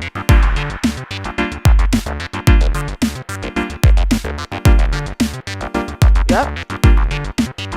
Now we're getting just a little bit of movement on our chord. Yeah. I like that. And we can probably go like one more step in getting some more like unique sound timbres and whatnot to come out of the qubit chord module, which I think I just screwed the pitch up on. Let's find out. I think I just hit that pitch knob, at which point we're going to need to probably retune that if we wanted to stay in key. That's one of the things, about Eurorack is you'll spend some time, yeah, definitely I hit that, getting all of your modules in tune with each other. And then, if you accidentally bump one of those tuning knobs, you've got to kind of stop and get everything back in key. So it certainly helps if you can be careful and not bump those tuning knobs, sort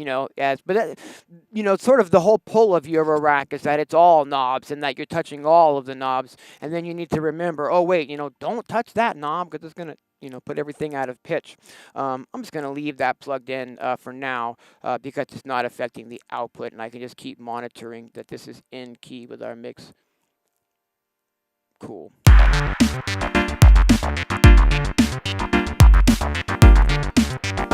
Maybe now that we've got some movement on the chords, maybe a little bit more delay and reverb as well.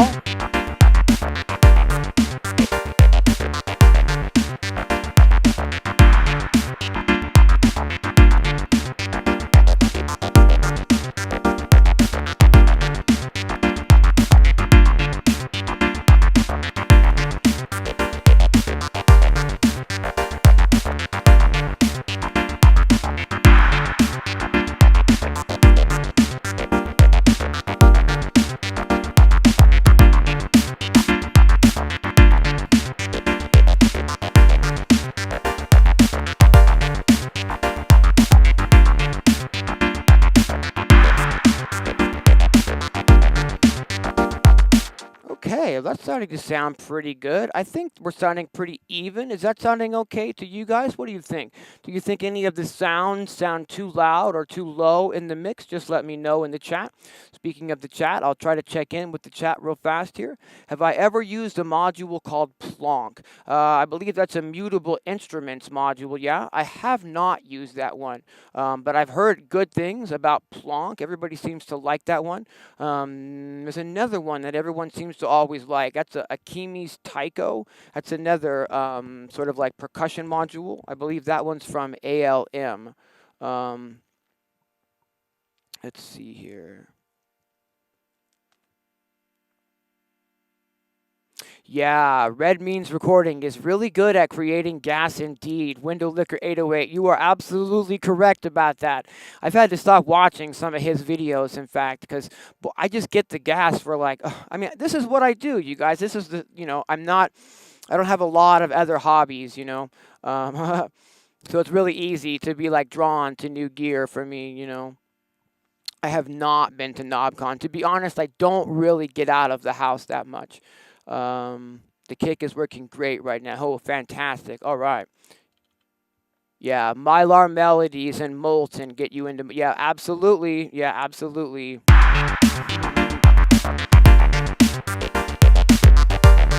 Maybe still some more effect on that chord. Just a little more. So it's like floating above the mix instead of kind of in it. Yeah. What let's do is let's make it so that we can turn a few of these sounds on and off like super easily. Maybe like specifically the kick drum would be nice to be able to turn on and off. So what we could do would be to just, instead of routing this trigger directly into the module, where's those switches? We could maybe route it into this on and off switch here. This is the DivKid's mutes mutes module, and it's just 4 switches that allow you to turn, the signal that's going through there, on or off. So we can route our kick drum trigger into this, and then route from the out of that into the actual sampler module. And then if I turn the switch off, it'll mute that kick drum. We could probably take the time to do that with like all 3 of our drum sounds at this point. So we could turn on and off the kick drum and also the snare drum, and then also our hi-hat. Somebody mentioned shakers earlier. I'd like to try to add shakers next. If I forget in the next few minutes, somebody remind me in the chat, please. I think I have some shakers that are loaded up and ready to go, which would be really awesome if we could add that. And let's see, what is this? The hi-hat one here. So let's put this in here. Now I can turn the kick drum, the snare drum, and the hi-hats off, like in real time, to start kind of, jamming with what we're creating here. Let's check that out. Yeah, so I can turn all the drums off. We can turn the hi-hats back on.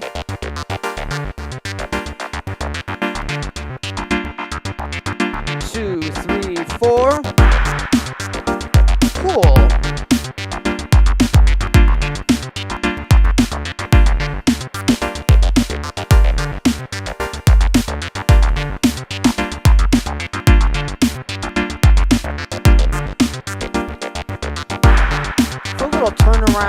stuff like that with the drums. Okay, cool. So what we've got here is we've got like a really basic pattern with those chords, and I believe this is what, pattern 2, and I believe they're gone in pattern 1. Yeah, so pattern 1 is no chords. Pattern 2 adds the chords. And pattern 2 adds the chords. 2, 3, and... So what might be cool is if we had another pattern that had like a variation on the chords.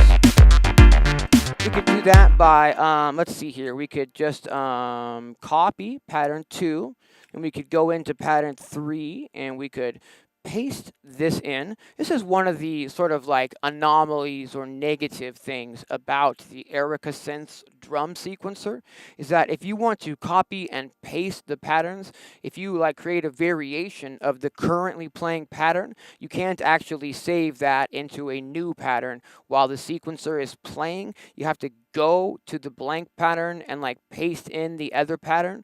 So it's kind of like a stop and do your copy and paste and then get it going again.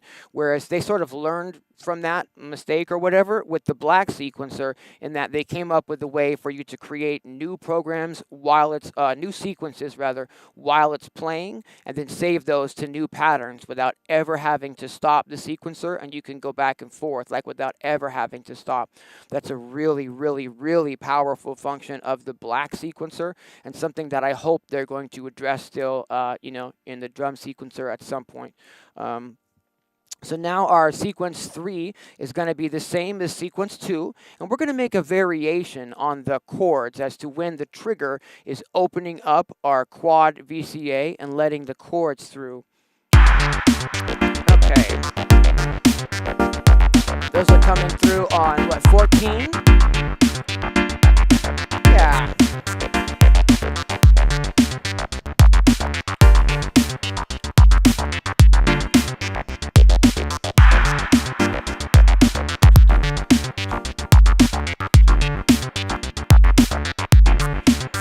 Maybe I want it. Maybe one right here.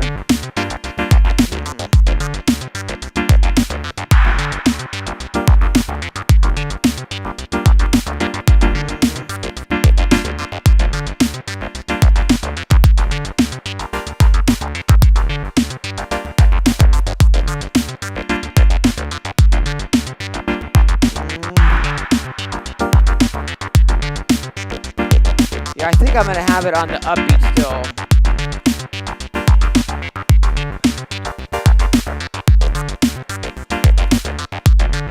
So now, we've got 3 patterns. We've got this one with no chords.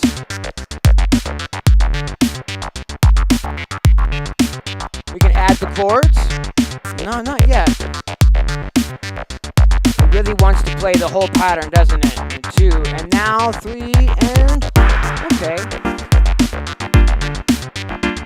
I've got the Erica sequencer set up apparently not to like change the pattern on the very next downbeat, but rather to play the full pattern in its entirety before it switches to the next downbeat. To the next pattern on the next downbeat.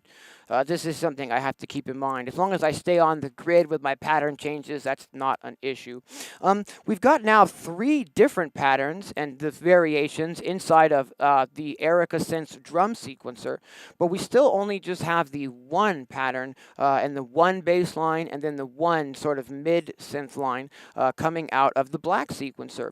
So this might be a great opportunity to create some variations on those, and we can do that exactly how I said just a moment ago. We can actually play the groove, and I can create some variations in real time on the fly. And then if we, stumble across some, sequences and melodics that we're happy with, I can save those into a new pattern slot. We just verify. Yeah, see, right now we're in pattern 3. I meant to be in pattern 1. Let's go ahead and save this.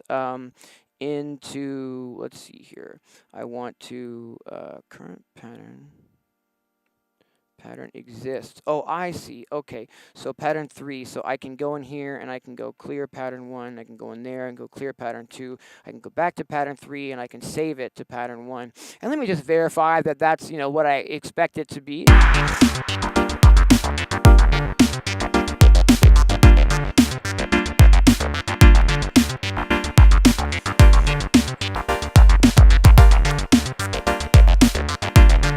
Let me get rid of the chords. So now we're just hearing our bass line and our mid synth. And now we're just hearing our bass line and our drums. So let's create a variation of this bass line. I really like, I can program stuff in by hand, I can however we want to do it, but I really like that feature of the black sequencer, that you can just tell it what key you're working in, and you can set up, a few different configurations, and then you can just randomize like the pitches that you've got selected, like the notes you've got selected to play, what pitches those are, and you can just randomize and randomize again, and sort of find those happy accidents, and maybe stumble across things that you wouldn't have programmed on your own. That's one of the reasons why I really like the random, sort of feature in the black sequencer. So what I'm going to do is I'm just going to randomize our bass line a few times and see if another, variation of that just maybe jumps out at us.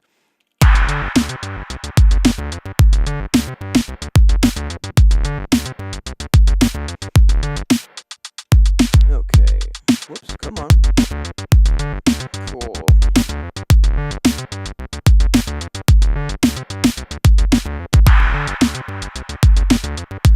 Oh, that was on the wrong channel. I see. In that case, I want to reload pattern 1. Yeah. Okay, here we go. We're good. 1 randomized. That's a great variation. All right, let's turn our mid synth back on then. And I'm going to randomize that. Let's save this into maybe like a new pattern first.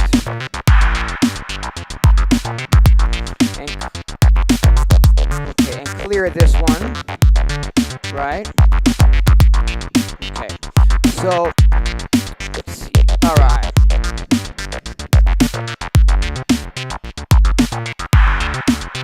Oh, wait. I wanted to be on this one. Yeah.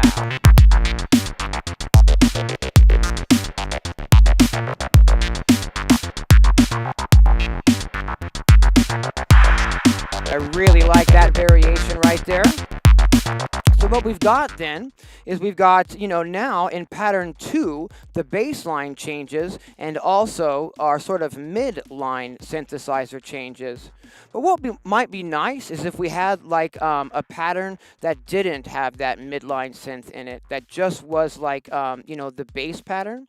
What we could do maybe to make that happen would be maybe to, let's see here, maybe we want to clear pattern 3. And maybe we want to take pattern 2 and copy that into pattern 3. Come on. And then maybe what we want is we want our mid synth to turn off on pattern 2, but then be there on pattern 3. So we could go, let's see here, on the CV, on the second one there, we could turn all of these off, if I'm not mistaken, and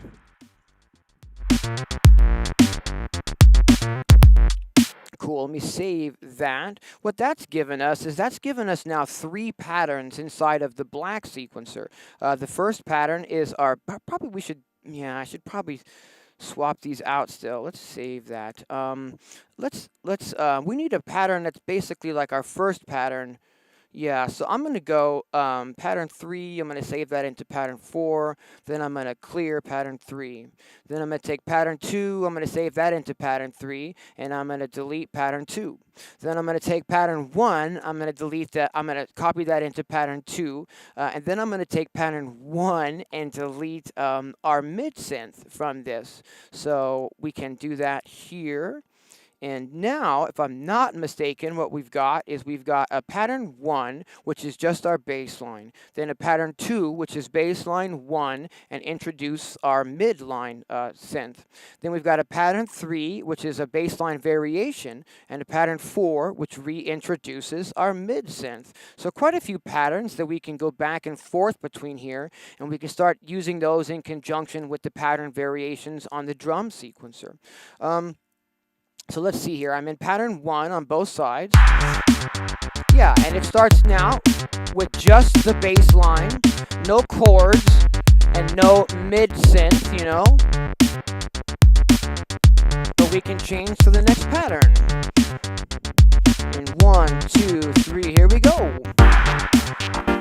And that brings in those chords and the mid synth. Alright, and 1. And 2, and we could go back, and 3,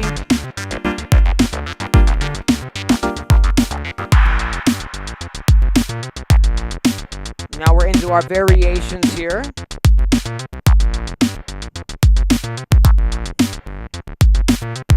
I'm not going to go into A2 over here, and A4 over here, and 1, 2, and here we go.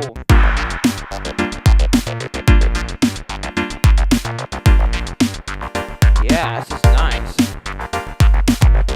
What I'd like to do is try to create like a variation of this pattern where there's a lot more notes coming out of our mid synth line. What I'm going to do is I'm just going to copy pattern 4 here into pattern 5, and then if I make sure that I'm looking at the CV information for our mid synth line, I can bring some more of these notes and turn them on so that maybe all 16 notes here are playing, and we could maybe, let's see, what pattern are we in? Pattern 5, new pattern. Perfect. Maybe give this a shuffle on the pitches here. Let's just see how we're doing.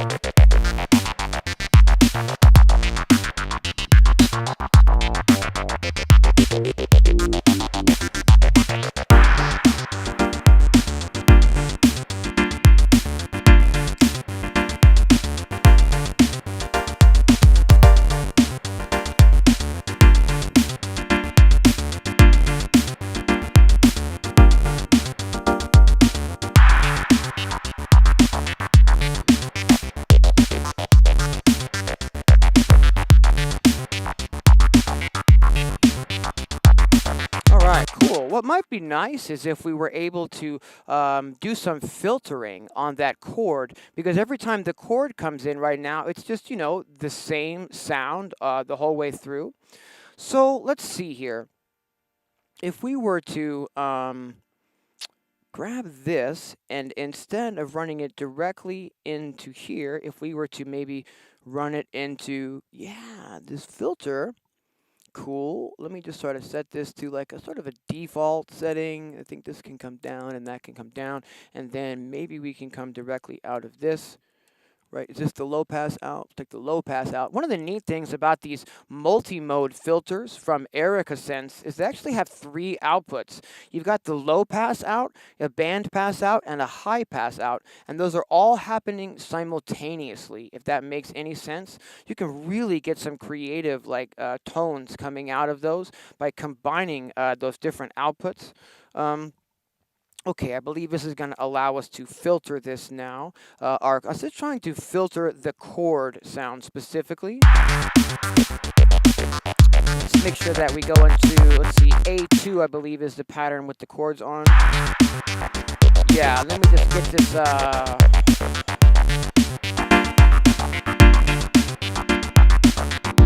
yeah, see how now we can sort of tuck these chords back in the mix with this filter if we want.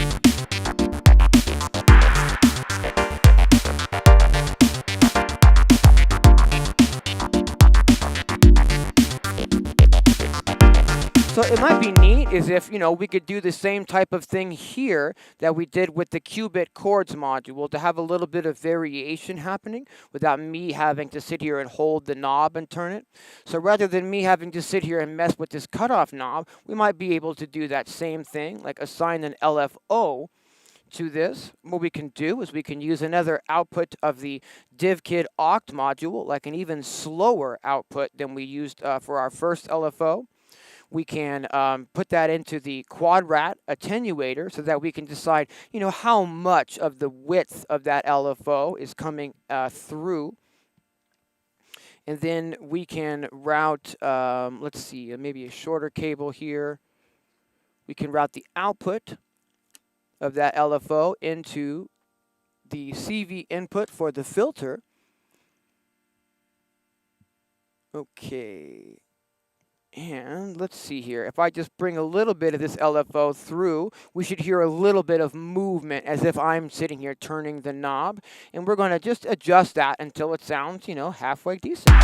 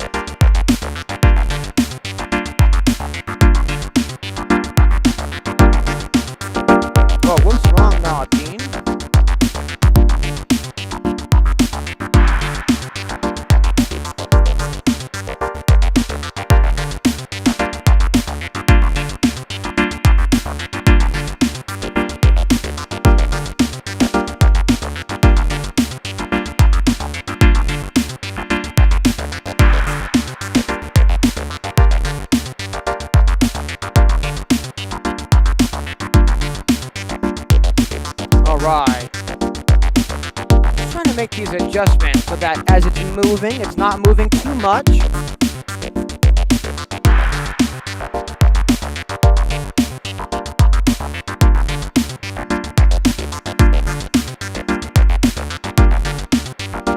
Now we've got a little bit more movement on that chord sound. Alright.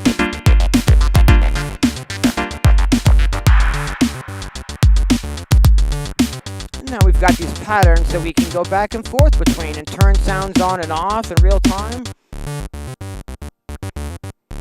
Do some filtering here. And then bring some stuff back in.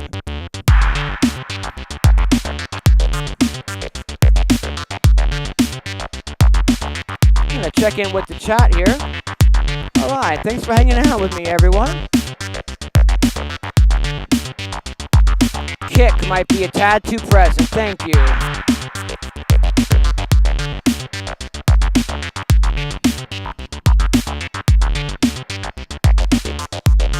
Yeah, I agree. Window Licker's got it. The stereo Sir Mix-a-Lot is the best bang for the buck mixer around. Right on, yeah.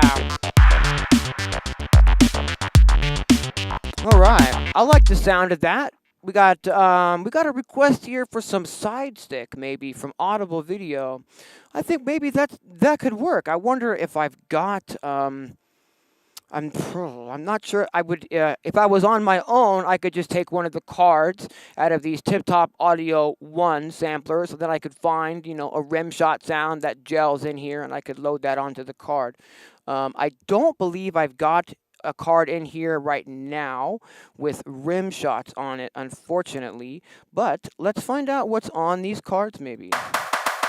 This is claps, I believe, on that card, and then we have one more, which is what?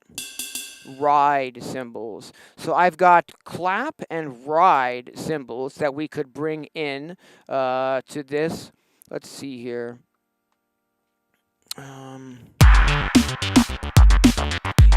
Maybe we could bring in like a ride cymbal on like the quarter notes, like a chilled ding, ding, almost like a bell ride kind of sound. And what would be cool is if we could route that, you know, directly into the module that's allowing me to turn the drums on and off, so that we could turn this on and off as well, just by default, and route that into the ride 1, and then take an output from that, put that into this channel here, and turn that channel on. Maybe pan the ride a little bit to the left by default to give it, you know, some space in the stereo field per se. And then it just needs to have some triggers. This is at a trigger 4, so just maybe like a nice quarter note ride pattern.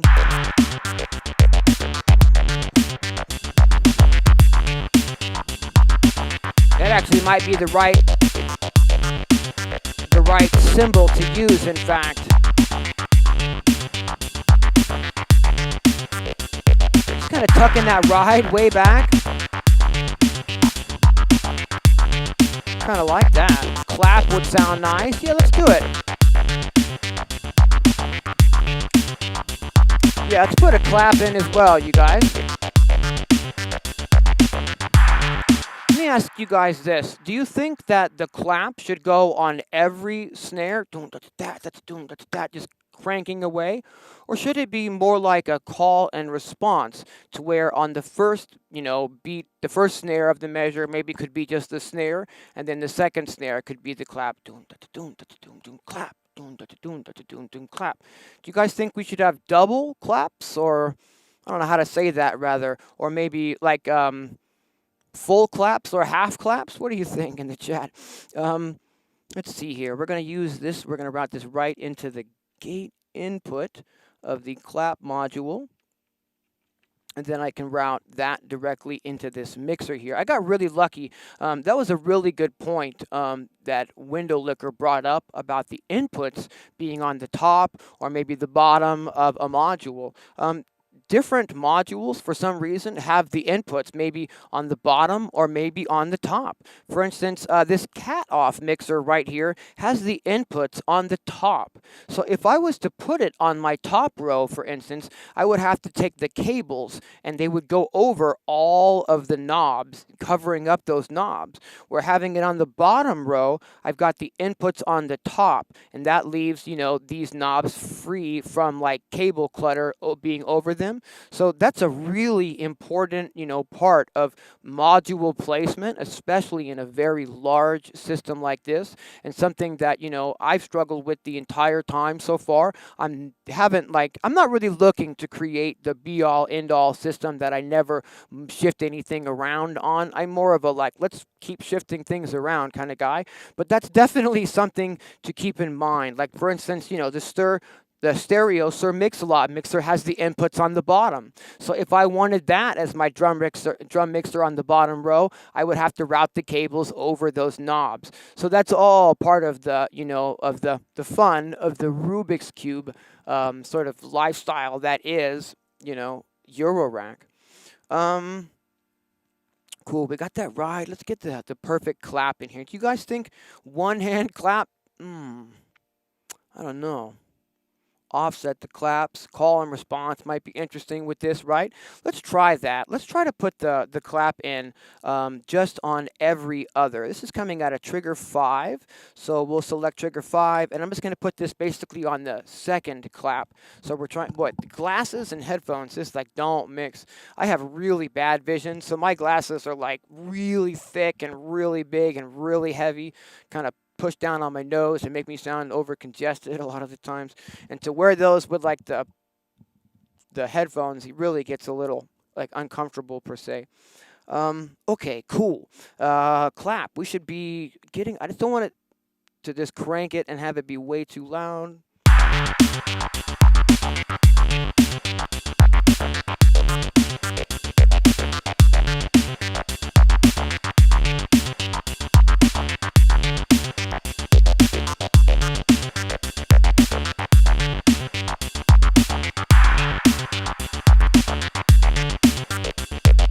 Whoa, sorry.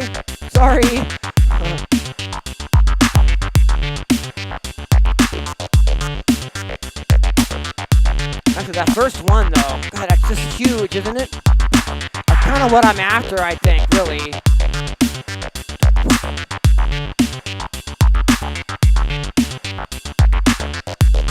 Let's take a look at the frequency response here.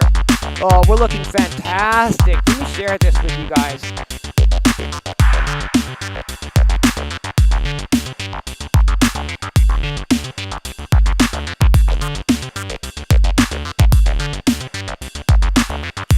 That is pretty good. The goal here is just to sort of keep our frequencies sort of in this line here. And this is the tonal balance control from Isotope. And this just helps me make sure that I'm not pushing like way too much sub frequencies or like way too much high frequencies or something like that. Over in the Eurorack, you know, it's not like we're EQing a lot of these sounds. In fact, we haven't really EQ'd anything. We've used a couple of like filters maybe, but as far as like, you know, getting in and really focusing in on those frequencies, we haven't, you know, we don't really have the tools necessarily. I don't have like 6 EQs and that kind of stuff to adjust these sounds. So if we can get a balance that sounds pretty good and looks pretty good, that's like a super duper thumbs up. You know, one of the things about, you know, some people's Eurorack is they like that noise and that loud and that harsh sound, but I try to keep my frequencies like, you know, pretty tame and pretty much as close to where they're kind of supposed to be as possible, so that my music doesn't sound like harsh to listen to, because that's not a lot of fun, you know, if you get my drift. Constant 16th note claps. I like that. We could make a the clap variation and have a lot more claps going on. Always offset those claps. All right, let's see here. So we've currently got reverse clap into clap. Oh, I love that. I don't have a way to actually reverse any of these sounds inside of the Tip Top Audio 1 samplers. I would need to, again, I would have to reverse the sound in an audio editor and then put that, you know, on the little card or whatnot. That would be awesome if we could do that though.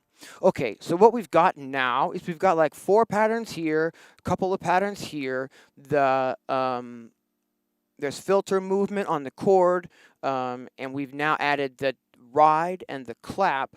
But I believe those are only on, yeah, they're only going to be on whichever pattern we're on now, which is A1. So if I want, let's see, if I want, yeah, I think maybe we want the ride and the clap to be on pattern A3 instead. I'm going to go pattern A1 copy, pattern A3, and I'm going to paste this into pattern 3. And I'm just going to verify that this has the ride and the clap. And it does. And then we can go back into pattern 1, and I can delete the ride and the clap, so they're not there, you know, from the very beginning. And then we have kind of a specific pattern that brings in the ride and the clap. Okay, so this is trigger number 5. And let's see here. So trigger select, trigger number 5, I can take that clap off. And trigger select, trigger number 4, I can take these rides off. And then we can go back into pattern mode. And then, actually, I don't need to go into pattern mode. We can just straight save that. And then, let's see here. Let's see, that should give us these 3 different patterns. And only the 3rd pattern now should bring in the ride and the clap. Oh, hey, what's up, buddy? Do you need to go outside? I think Opie needs to go outside. Let me let him out real quick. Let me go ahead and change these patterns to pattern 1. Oh, come here, buddy. You okay? Oh, he's a good boy. Yes, oh, yeah. All right.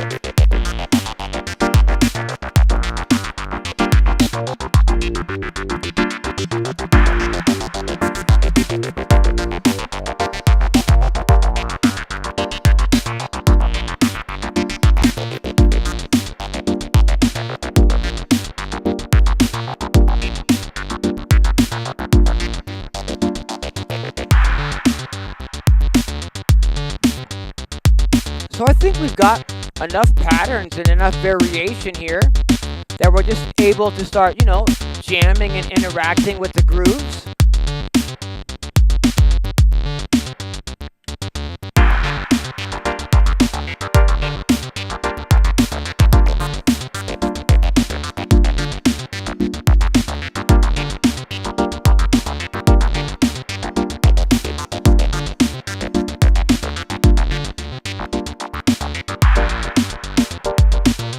Variation here.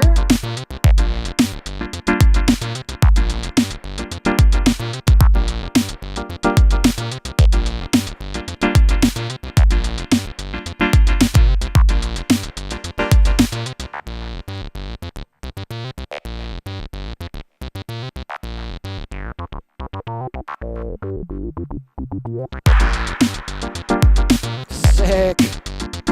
But what I'm thinking, though, is I feel like the ride and the clap are, like, not here on pattern 3, but they should be.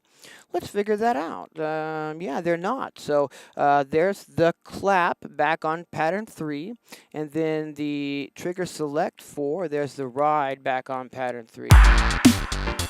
Yeah, and let's save that. So pattern 3, I keep trying to do that. I don't need to do that. Okay, so now we've got pattern 3 with the ride and the clap. I thought I saved that. I'm not sure exactly what that was. Let me check in with the chat real fast and see if I'm not missing anything. Hey, what's happening, Tolenza? The crap is great. Hey, thanks, Arthur. I appreciate that. Yeah, everybody needs a studio pet. It gets a little lonely in here sometimes, and definitely having, you know, a studio buddy in here is definitely an awesome thing. How was the experience of using the tiny patch cables and the mini pots on the AE? The AE. Help me out with that. I got a lot of stuff in front of me. What is the AE? And I will answer that question. No,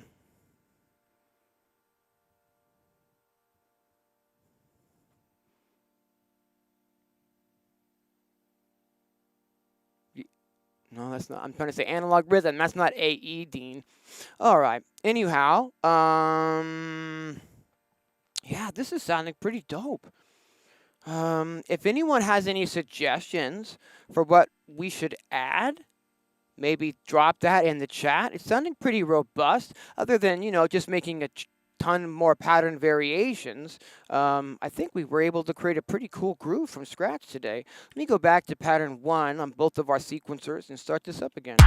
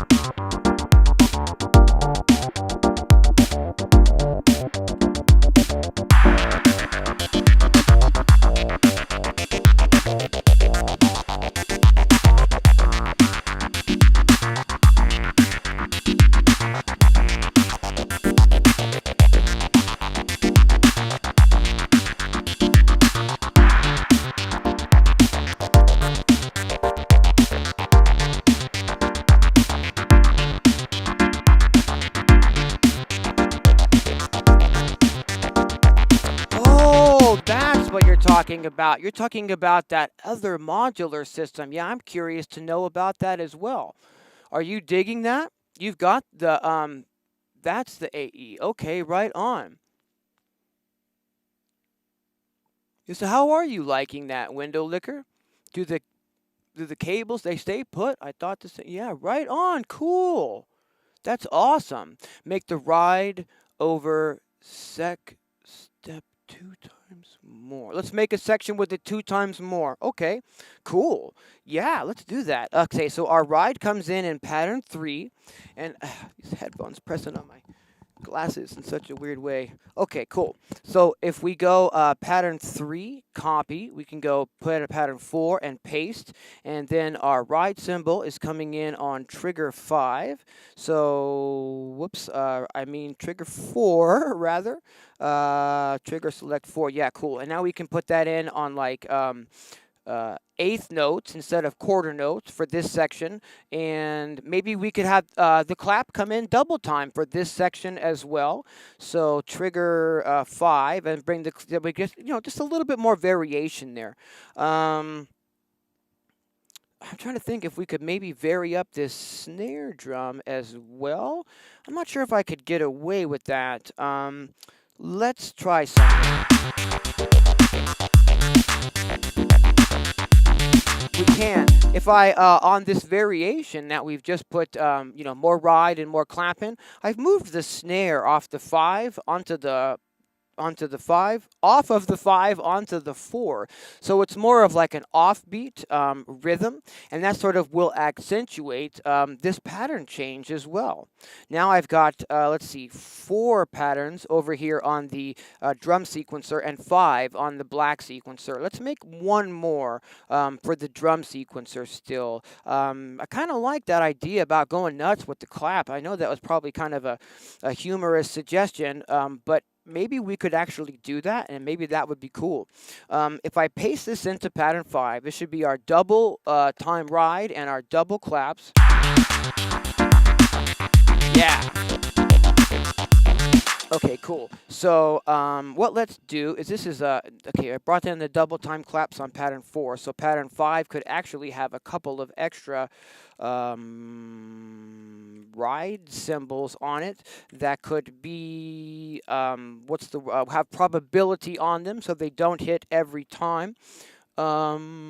We could go, it's these 4, so I can go shift, and we could bring the probability on these to like maybe 10%, so that there's a tiny little bit more variation and activity happening in our ride pattern on this particular pattern. Now we'll have 5 patterns in the black sequencer, and then 5 patterns in the drum sequencer. So if we go back to trigger select 5, this is our clap, right? And so I can put, let's see.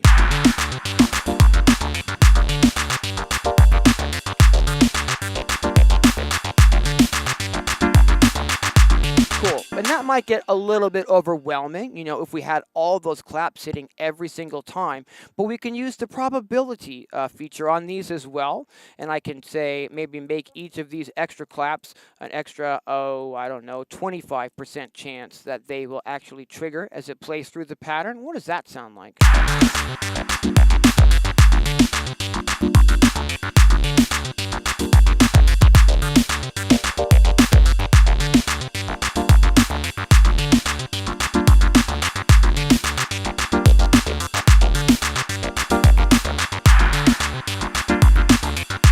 Is kind of a busier pattern here than the other patterns, and I like that.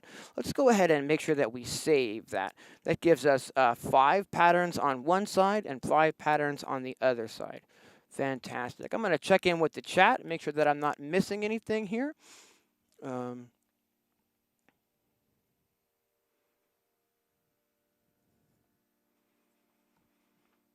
Ooh, that's a great idea as well. So we've got Rabid Bat with a fantastic suggestion. Can we do any beat repeat type of stuff on the piano stabs for a fill? And while I don't have like a glitch plugin or like a buffer repeat plugin, we could absolutely create like a different rhythm and maybe some probability on that rhythm as well. For maybe one of, like for instance, we just made this pattern variation, and it's still playing the chord, yeah? Yeah. In fact, let's go ahead and remove the chord from pattern 5. Pattern 5. Okay, fantastic. And the chord is, what is that, 14. Trigger select 14. Yes. And I can remove these, right?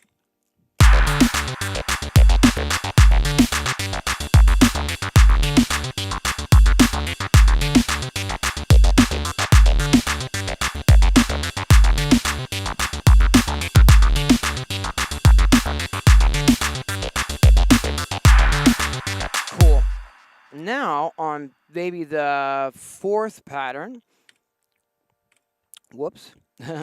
Cool. And this is trigger 14. Maybe we could create a variation of these chords. Trigger select 14. Fantastic. And what I can do is maybe like for a turnaround, I could maybe put these last 3 notes to trigger, but you know, that might get a little over the top. So we might just put some probability on these as well. Maybe, oh, I don't know, 10% and then 25% and then 10% as well, and then save that. And there might be a little bit of extra sort of, you know, chord action happening at the end of this pattern that's not on the other pattern. So let's just take a listen to that. Let me go back to pattern 1 here.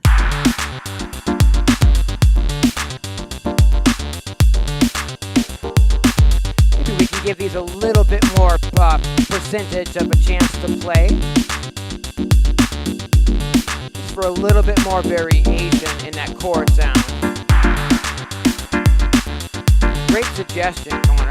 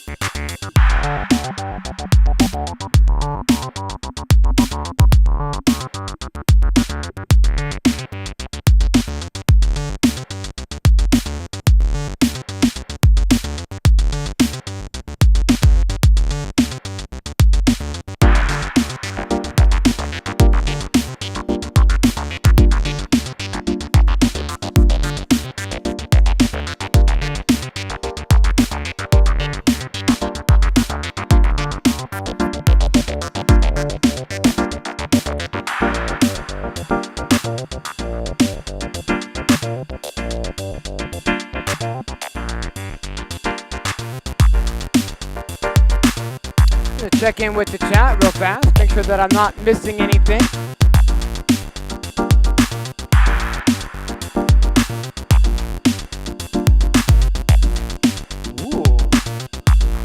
That's a really great point that Window Licker 808 has just made in the chat. He says that the AE modular system blows him away, that the videos never do it justice on how good it sounds.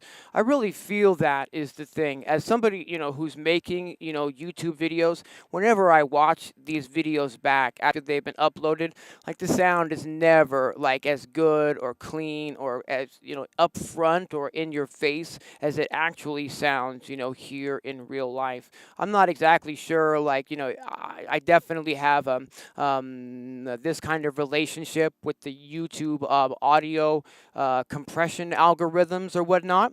And I think my takeaway from that so far has been that if you think something like if you're, looking for gear and you're watching YouTube videos like about gear, if you think something sounds good on YouTube, like, oh, that sounds good, I like the way that sounds. In real life, it's probably going to blow you away because everything in real life sounds a little bit better, a little bit more upfront, and a little bit, I don't want to say more real, but just more real, when you're right there using the gear and there's no internet compression algorithms involved at all. That's a really, really good point. He says the videos never do it justice on how good it sounds. That's cool, man. Right on. All right, so we've been going for about 2.5 hours. We've created a pretty cool, robust, and jammable, kind of wonky trip-hop groove from scratch. We're working at 110 beats per minute based on some suggestions from the chat. Been collabing with the chat along the way. Thanks a lot for all of the suggestions and for hanging out. I think we're going to go ahead and start, getting ready to wrap it up. So I'm going to let you guys say goodbye to each other in the chat. And if you got any other questions or, if they be Eurorack related questions or just music production related questions in general, please feel free to drop those in the chat and I'll do my best to answer those before we call it today. For a live stream and from scratch, I think we created a pretty solid groove today. Thanks to everyone who contributed ideas and suggestions. Let me get this playing one more time here. And we'll play this a little bit, and I'll answer any questions if they pop up in the chat. And then I think we're going to go ahead and wrap it up for today. All right. This is dope. Finally got to use that graphic VCO on the live stream. That's cool. A little daring. It's always a little intimidating, if I don't know the modules 100% that I'm trying to use on these streams.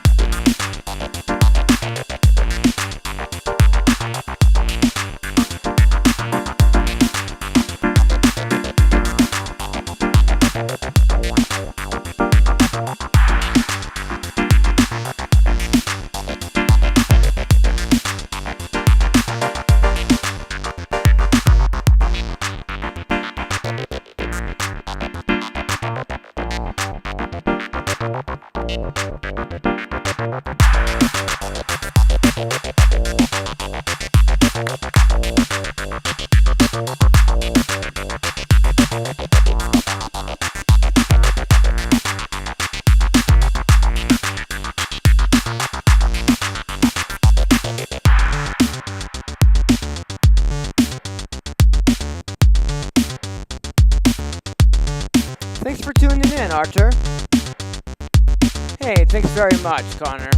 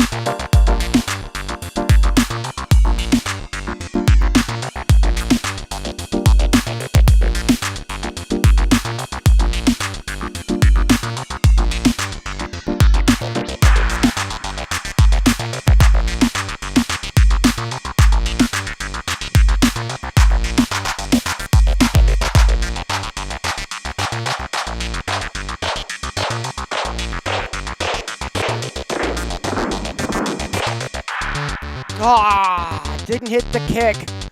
Ah, only have 2 hands.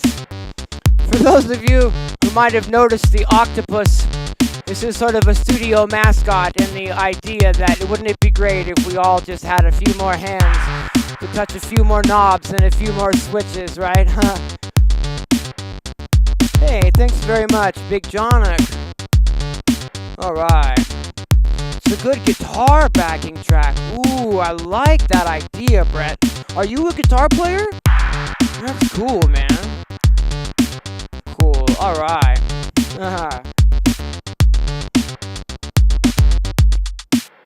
All right, this has been a fun one. I really appreciate, the suggestions along the way. I definitely, wouldn't have just sat here and come up with this exact groove today, on my own. So, for those of you who participated, thank you very much.